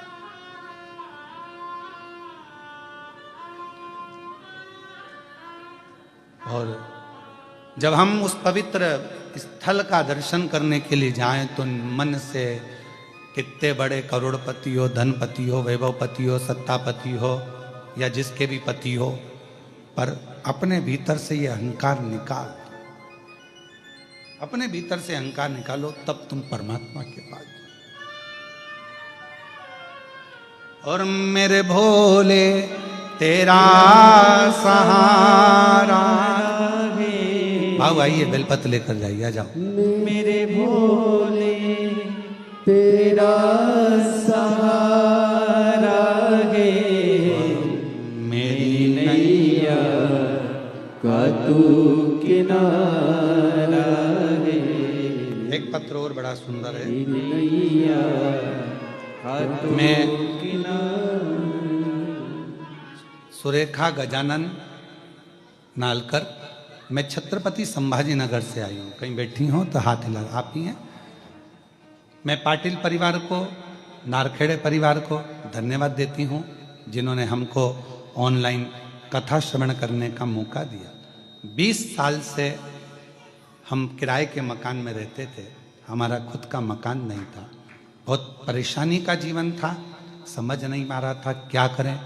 तब पशुपति नाथ का व्रत किया और बाबा की कृपा से आज हमारे खुद के मकान में हम बैठे हैं। बाबा को हम धन्यवाद देने के लिए आए हैं। गुरुदेव, मेरे बेटे की सरकारी नौकरी नहीं थी, वो हताश हो गया था, आज बाबा ने उसकी सरकारी नौकरी भी लगा दी, इसलिए शिव जी को धन्यवाद देंगे। आ जाइए बेलपत्र लेकर।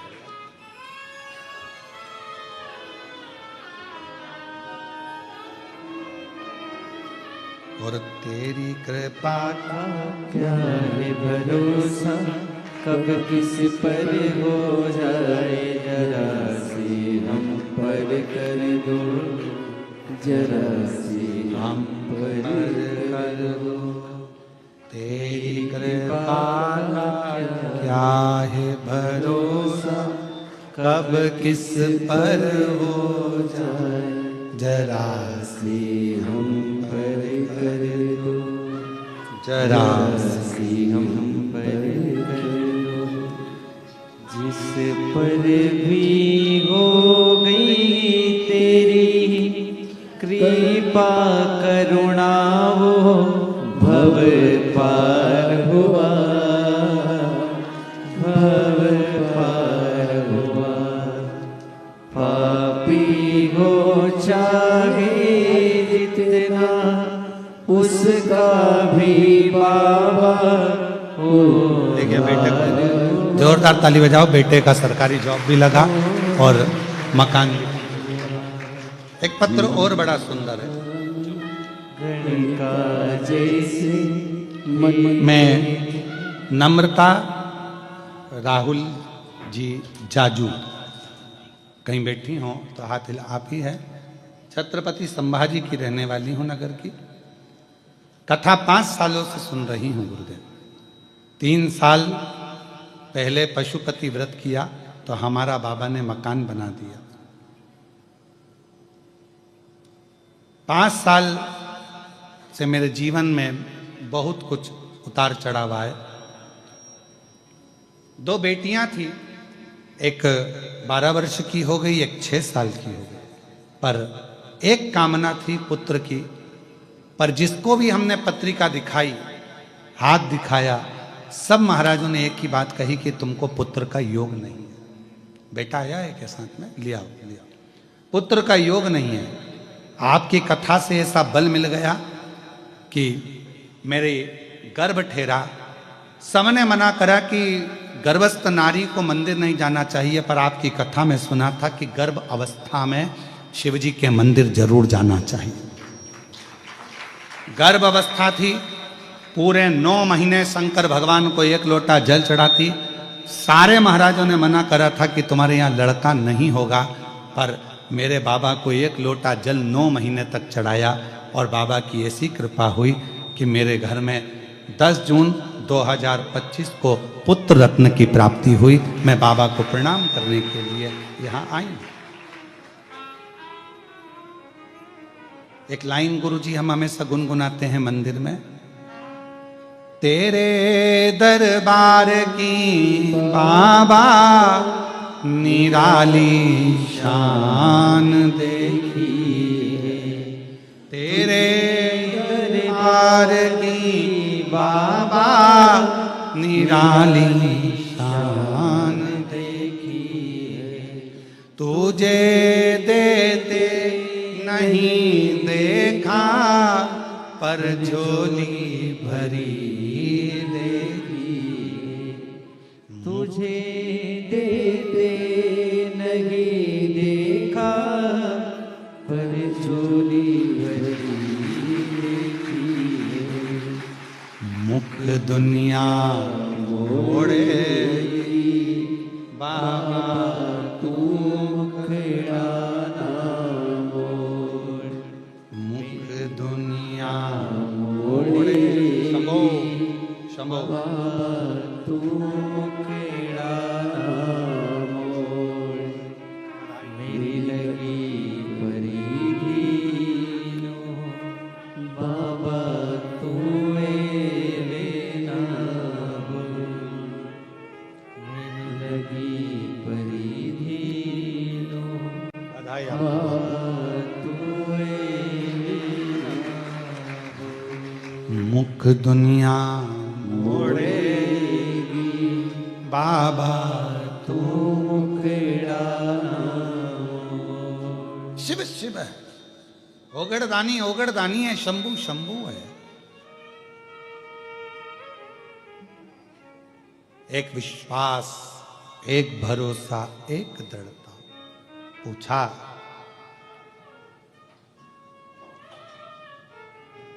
जगत का उद्धार करना है, 4 स्थान पर हर व्यक्ति से पाप होता है, वो पाप से मुक्त हो जाए, इसलिए मां सरयू जी को बैकुंठ से, आपकी मानस पुत्री है नारायण, इसको पृथ्वी पर भेज दो। ठीक है,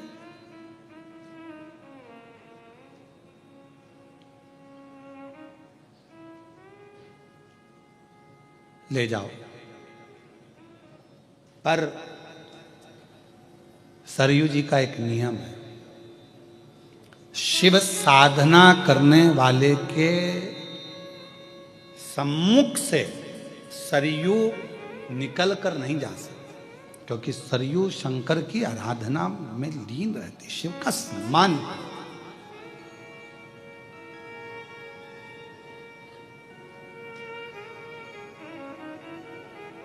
अगर कोई भगवान शंकर की साधना कर रहा होगा, भगवान शिव की आराधना कर रहा होगा, कोई मृत्यु लोक में भगवान शंकर का तप कर रहा होगा, साधना कर रहा होगा, तो सरयू उससे आगे नहीं बढ़ पाएगी, क्योंकि शिव साधना के आगे सब शून्य है।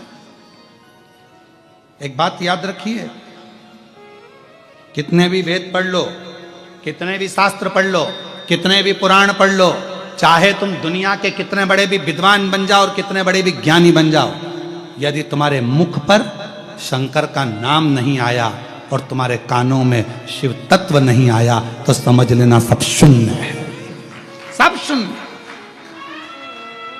आप कितने बड़े भी विद्वान बन जाएं, आपकी विद्वत्ता कितनी बड़ी भी हो, आप कितने बड़े सारे वेद पढ़ लिए, सारे शास्त्र पढ़ लिए, सबका अध्ययन कर लिया, और तुमने कहा कि मैं इन भगवान को मानता हूं, मैं उन भगवान को मानता हूं, मैंने ये वेद पढ़ा, मैंने ये शास्त्र पढ़ा, मैंने ये पुराण पढ़ा, पर शास्त्र कह रहा है, शिव महापुराण की कथा करिए, यदि आपने अपनी जिंदगी में शंकर का मंत्र अपने कानों में नहीं श्रवण किया है, मुख पर शिव नाम तुम्हारे नहीं आया है, तो समझ लेना कि तुम्हारा वेद पढ़ना, शास्त्र पढ़ना सब शून्य। शिव को नहीं जाना ना तुमने, शंकर को नहीं जाना,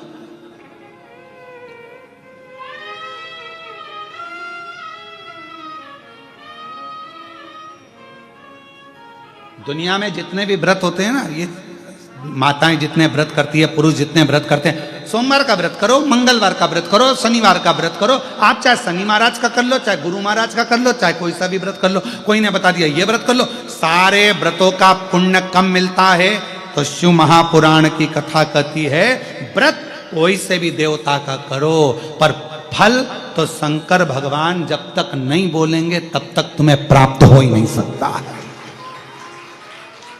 शिव की आज्ञा होगी, इसने माता जी का व्रत करा है, शंकर की आज्ञा होगी, वर दीजिए, फल दीजिए तो मिले।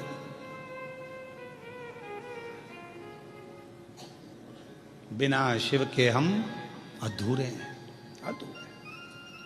शंकर भगवान के बिना हम अधूरे हैं, हमारे अधूरता है, बिल्कुल अधूरे।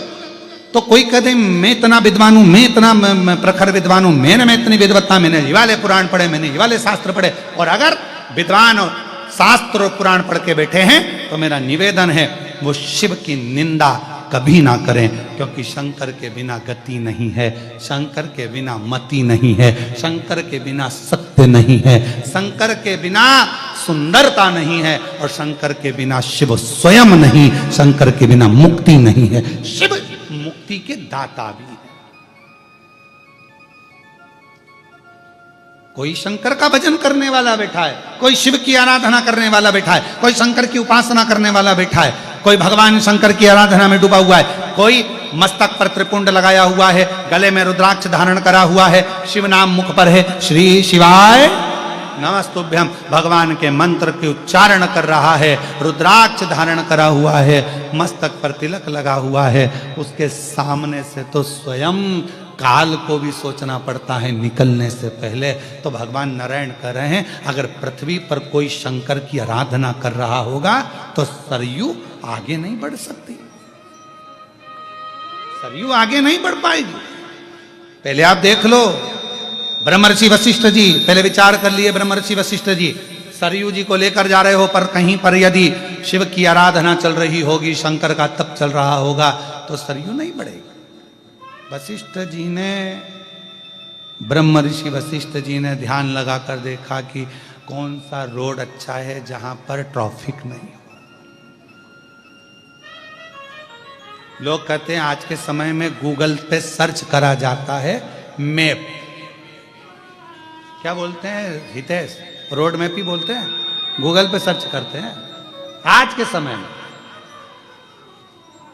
ये कथा कब की है? उस समय पे उन्होंने सर्च कर लिया था कि कौन सा रोड क्लियर है, रोड कौन सा क्लियर है उस समय सर्च कर लिया। पूरब से जाऊं, पश्चिम से जाऊं, उत्तर से जाऊं, दक्षिण से जाऊं, कहां से?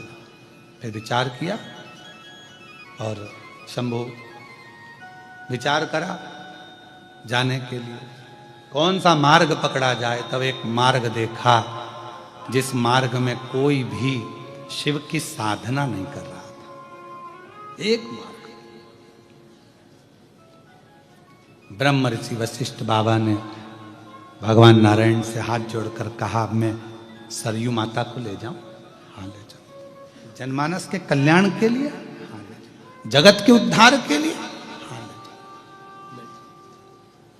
ले जाओ। चले। सरयू जी ने कहा मैं अपने ब्रह्मा जी से मैं वर लेकर आऊं। ब्रह्मा जी को प्रणाम करा मां सरयू ने, नारायण भगवान को प्रणाम करा मां सरयू ने, मां लक्ष्मी को नमन किया मां सरयू ने, इंद्रदेव को नमन करती हुई मां सरयू ब्रह्म ऋषि वशिष्ठ के साथ चल दी।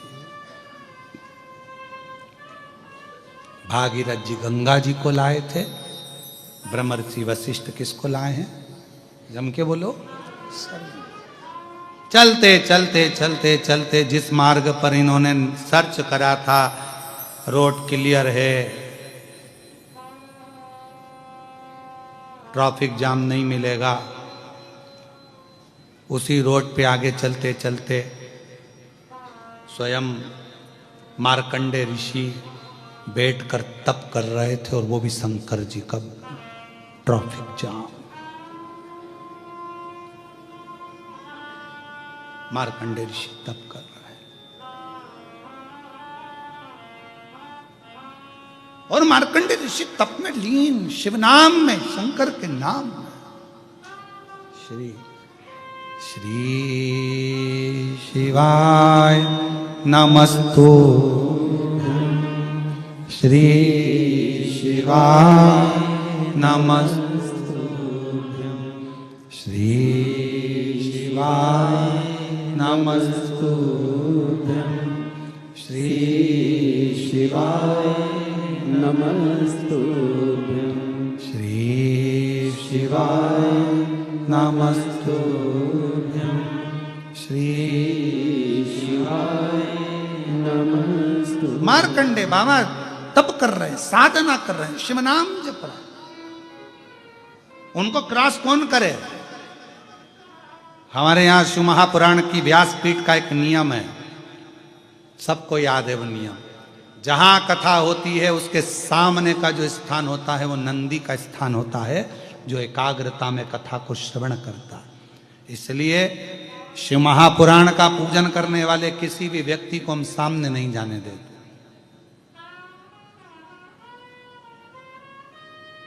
अगर क्रॉस करना है पीछे से करो, साइड में खड़े हो, आरती करना है साइड में, यहां खड़े हो साइड में, बेलपत्र पर सामने नहीं आने देते। वो नंदी का स्थल है। जब शिव की आराधना होती है, एकाग्र चित्ता में कोई डूबा रहता है, उसके सामने से निकला नहीं जाता।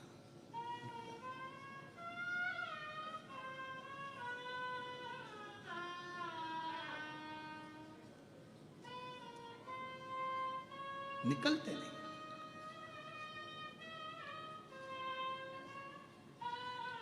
मैं नारखेड़े परिवार और पाटिल परिवार को इसलिए भी धन्यवाद दूंगा हितेश, कि हम 4 दिन से यहाँ पर हैं और 4 दिन से हमारा जो मंत्र हम जिस लिए यहाँ आए हैं साधना के हिसाब से, जप करने के लिए, तप करने के लिए, नारखेड़े परिवार से भी और पाटिल परिवार से भी कोई भी हमारे कक्ष में नहीं आया।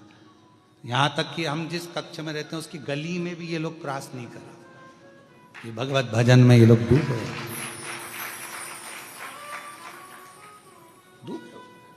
एक साधना। कल हम खुद हितेश से बोले कि वो कृष्णेश्वर प्रतिष्ठान वाले जो हमें सब शिव जी को 1 लोटा जल ज़्यादा चढ़ाते थे कि कृष्णेश्वर में शिव महापुराण की कथा हो जाए, कथा हो जाए, कथा हो जाए। और ये 25 बार सीओर बोल के आए होंगे, गुरुजी कोई ऑनलाइन कथा ही कृष्णेश्वर दे दो, पर करो। मैं कृष्णेश्वर प्रतिष्ठान वालों को भी बहुत धन्यवाद दूंगा कि उनका भाव इतना शुद्ध है कि वो शिव के प्रति उनका समय प्रतिष्ठा, साधुता है। बहुत बहुत शिव कृपा है, शंकर की। आओ जरा इधर आओ, प्रतिष्ठान वाले इधर आओ, जरा इधर आओ। एक जनी आ जाओ, कोई भी आओ। एक माला दो। साधु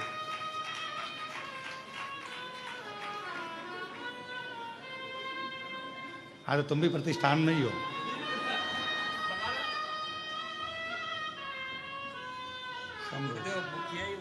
हाँ।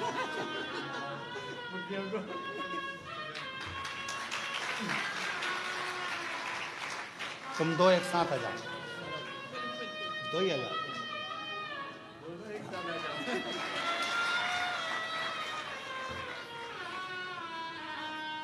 शिव कृपा है, ये शंकर की उदारता,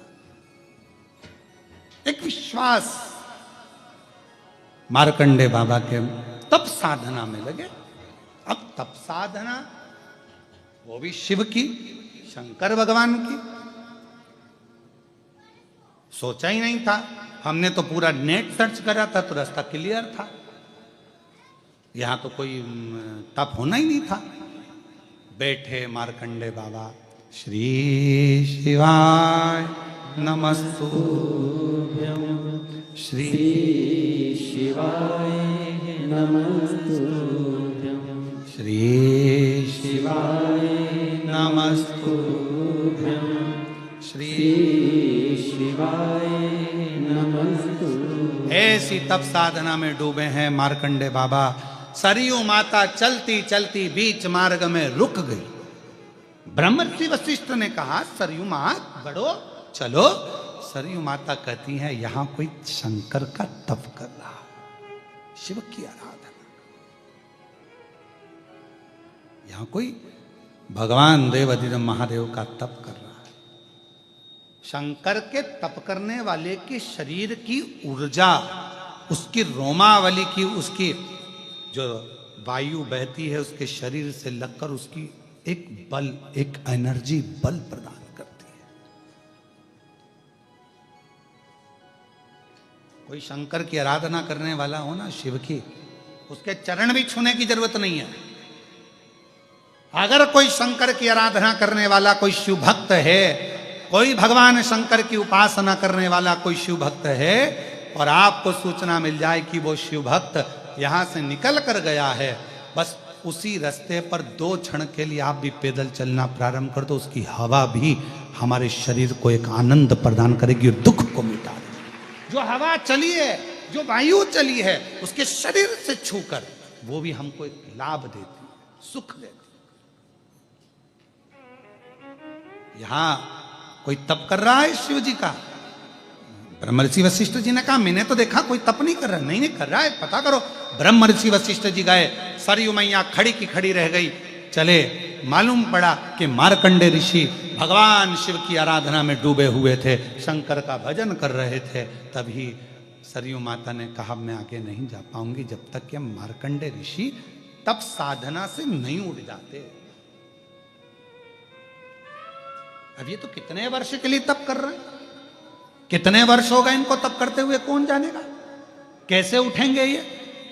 ब्रह्म ऋषि वशिष्ठ जी ने देखा कि इनको तप करते हुए बहुत समय हो गया पर उठने वाले नहीं है। तब सरयू माता से पूछा, माँ अब आप आज्ञा दो कि इनको कौन उठा सकता है। तो सरयू जी ने कहा शंकर के भक्त को शंकर ही उठा सकता है, बाकी के किसी की सामर्थ्यता नहीं है कि कोई उठा ले।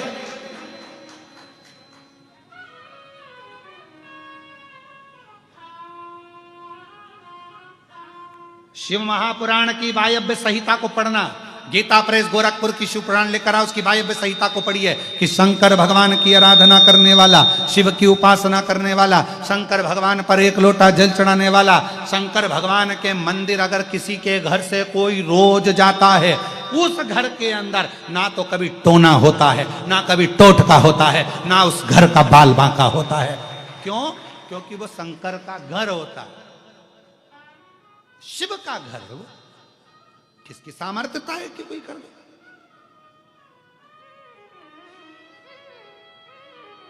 शंकर की आराधना। इसलिए आप सबसे निवेदन है, घर में जब भी फुर्सत मिला करे, जितने आस्था चैनल पर कथा सुन रहे हैं, जितने फेसबुक यूट्यूब पर कथा श्रवण कर रहे हैं, जितने मोबाइल पर कथा श्रवण कर रहे हैं, और जितने इस कृष्णेश्वर बाबा के पवित्र प्रांगण में बैठकर उनकी गोद में बैठकर कथा सुन रहे हैं, उनसे भी निवेदन करूंगा, घर में 5 minute, 7 minute, 2 minute, 1 minute Shri शिवाय नमस्तुभ्यम बोला करो, जिससे तुम्हारा घर शंकर का घर रहे और उस घर में किसी की हिम्मत नहीं कि कोई कुछ कर दे। तो कहा शिव के भक्त को केवल शिव ही उठा सकते हैं, बाकी का कोई नहीं उठा सकता।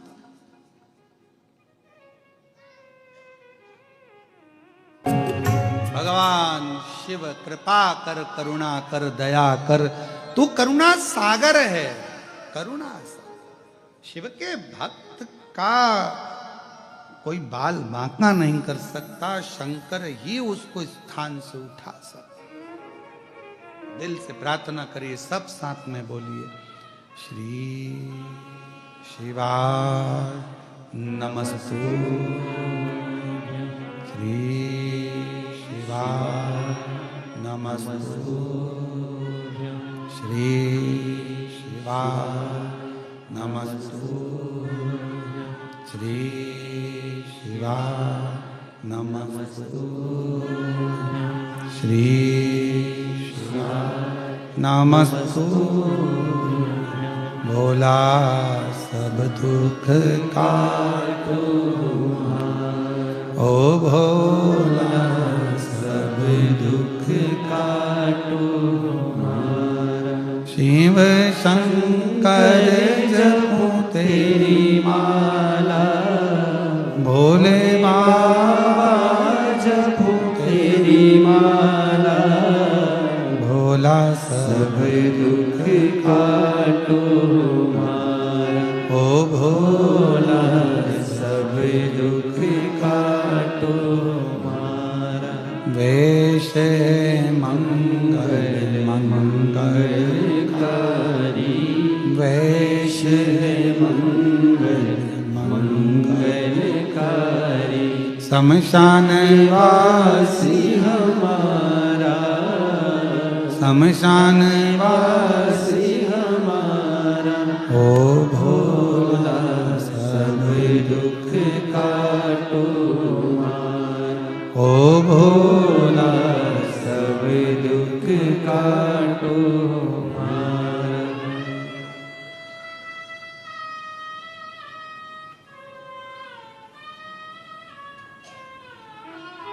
बाबा देवाधिदेव महादेव का चरित्र कह रहा है।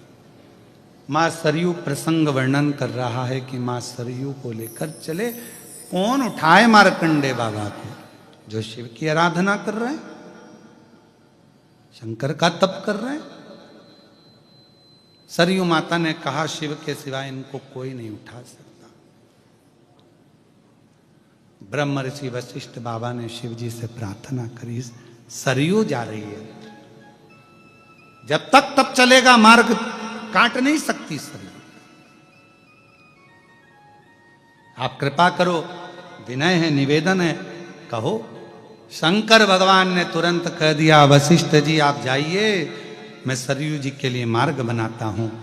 भगवान शंकर ने पार्वती माता को गाय का रूप रखकर भेज दिया और कह दिया कि जाओ इस नील पर्वत पर गौ माता का रूप रखकर तुम घास चरो, जाकर थोड़ा सा भ्रमण करो, मैं शेर का रूप लेकर आऊंगा। भगवान शंकर शेर का। इस मार्कंडे बाबा को उठाना सरल नहीं है, पर शिव साधना में उठेंगे। तुम देखो, पार्वती जी गौ माता बनकर गई और गाय का रूप रखकर मां जगत जननी भ्रमण करने लगी नील पर्वत पर, जहां पर बैठकर तप कर रहे थे स्वयं मार्कंडे ऋषि, स्वयं मार्कंडे बाबा जहां तप कर। बोल सरयू माता की। मार्कंडे बाबा जहां बैठकर तप कर रहे थे, गौ माता वहीं पर पार्वती जी गाय बनकर वहां भ्रमण करने लगी। भगवान शंकर शेर बनकर आए और शेर बनकर उन्होंने तेज गर्जना कर दी, धाड़ लगाई एकदम जम के और दौड़े गाय के पास। गाय ने रंभाना प्रारंभ करा, गौ माता ने रंभाना प्रारंभ करा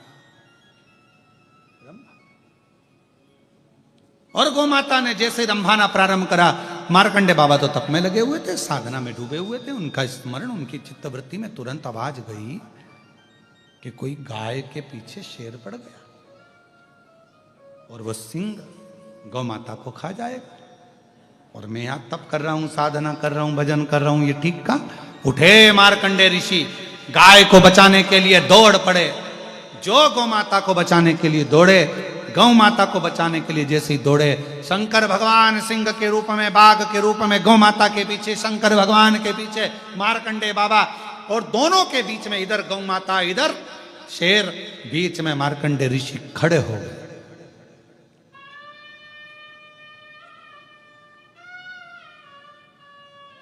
बाघ का रूप रखे हुए जो भगवान शंकर को मार्कंडे बाबा ने देखा, शिव का भक्त शिव जी को पहचान जाता है,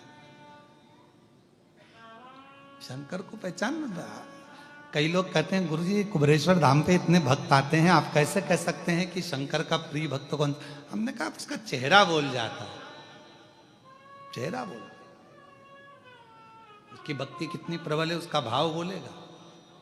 मार्कंडे ऋषि ने जो शंकर जी को देखा शेर के रूप में, मार्कंडे बाबा बोले मेरे भोलेनाथ, मैं तो तप कर रहा था तुम्हें बुलाने के लिए, तुम यहां शेर बनकर कब आए? और जो पीछे पलट कर देखा तो जो गौ माता थी वो पार्वती जी थी। मार्कंडे ऋषि ने कहा ऐसा दर्शन तो कभी किसी को हुआ ही नहीं, कभी नहीं हुआ। आज मेरे ऊपर इतनी करुणा कैसे कर दी? एकदम मम्मी टॉफी निकाल कर दे दे तो बच्चा भी डिप्रेशन में आ जाता है। आज बात क्या है? तब समझ में आया कि मम्मी ने टॉफी निकाल के इसलिए दी थी कि बुआ आई है तो दादी के कमरे में बैठे रहना, क्या क्या दादी दे रही है बताते रहे। आज समझ में आया कि टॉफी क्यों दी है। समझ।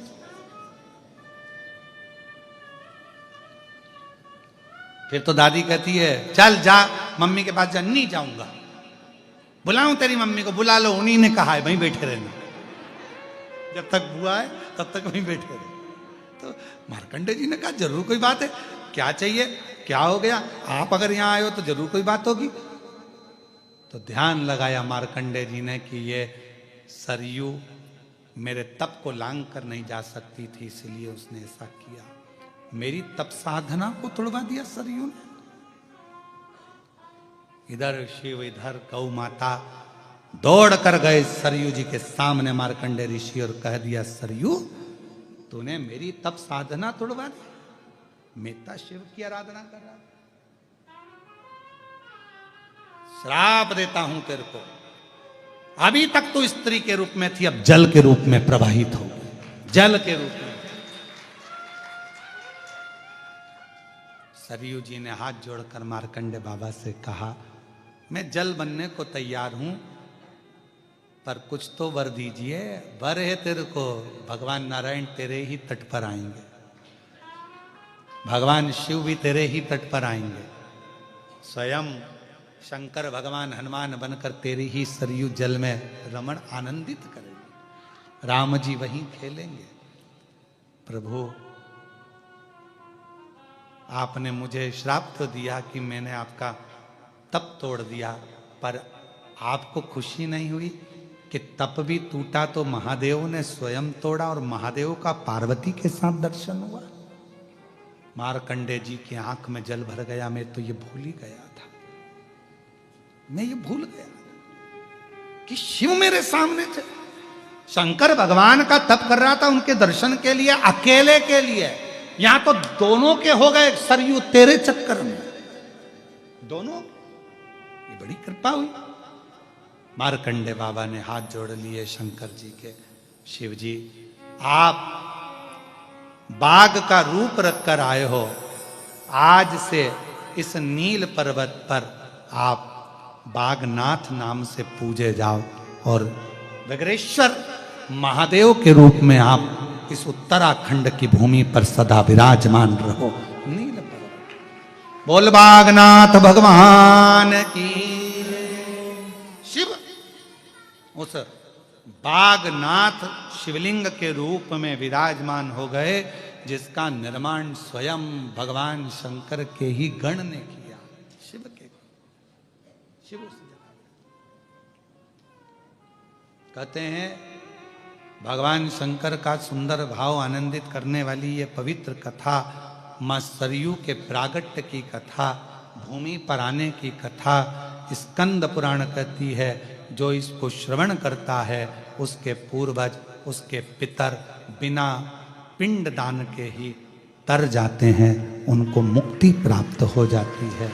जो पितृ पक्ष में मां सरयू के प्रागट्य की अविरल कथा को श्रवण करता। कितने किस्मत वाले हो आप सब। आस्था चैनल पर जितने सुन रहे हो, सोशल मीडिया पर जितने सुन रहे हो, फेसबुक यूट्यूब पर जितने सुन रहे हो, मां सरयू के। अभी तक आपने गंगा अवतरण की कथा सुनी थी, आज सरयू अवतरण की कथा सुनिए। आपको प्रसन्नता होना चाहिए कि हमारी जिंदगी में हमने आज सरयू जी का अवतरण श्रवण कर लिया। मां सरयू का अवतरण, जिसको श्रवण कर कर हमारे पूर्वज तर जाते हैं, पितर तर जाते हैं। समय आया, आगे भगवान शंकर के आनंदमय भाव में सुंदर मां के सुंदर विग्रह से एक बालक ने उपटन से प्रकट हुए और वो बालक विनायक हुए। द्वार पर खड़े थे, शिव जी का आगमन होता है, रोक दिया, जाने ना दिया, रोका, जाने ना दिया। तब शीश कटा। देवताओं ने भगवान शिव से प्रार्थना करी मां जगत जननी ने, और हाथी का मस्तक लाया गया और धड़ पर जोड़ा गया। भगवान श्री गणेश जी महाराज शंकर पार्वती के आनंद भाव में पधार रहे हैं। जोरदार ताली बजाकर स्वागत करिए भगवान श्री गणेश जी महाराज का। और सुंदर आनंद के साथ आज कथा का चतुर्थ दिवस यहाँ पर विराम की ओर जा रहा है। बड़े ध्यान देंगे। 17 सितंबर से 21 सितंबर तक 1 बजे से 4 बजे तक 5 दिवसीय ऑनलाइन शिव महापुराण की कथा श्रवण करने का सौभाग्य मिलेगा। 24 सितंबर से 28 सितंबर तक 2 बजे से 5 बजे, ये जो कथा है 17 तारीख वाली ऑनलाइन, वो 1 बजे से 4 बजे तक आएगी। 24 से 28 सितंबर तक नवरात्रे में 5 दिवसीय कथा 2 बजे से 5 बजे तक होगी।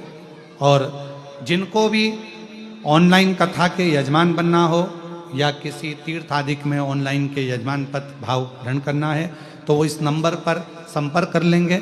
जैसे ये कथा हो रही है कम लोगों के अंतर्गत ही, वैसे उस कथा का आनंद लेंगे। उस नंबर पर संपर्क करेंगे 8821073039। फिर से एक नंबर ध्यान रखें 8821073039। जिसको ऑनलाइन कथा के यजमान बनना है संपर्क कर सकते हैं और बड़े आनंद के साथ कथा का लाभ लेंगे। आगामी जो कथाएं हैं उसमें जो 12 तारीख से 16 अक्टूबर तक जो कथा शिरडी में है उसका एड्रेस है पिंपरी निर्मल अस्तगांव, शिव तालुका, राहता जिला शिरडी। ये 5 दिवस की कथा का एड्रेस रहेगा और भाव से आप और हम उस कथा का लाभ लेंगे। हर हर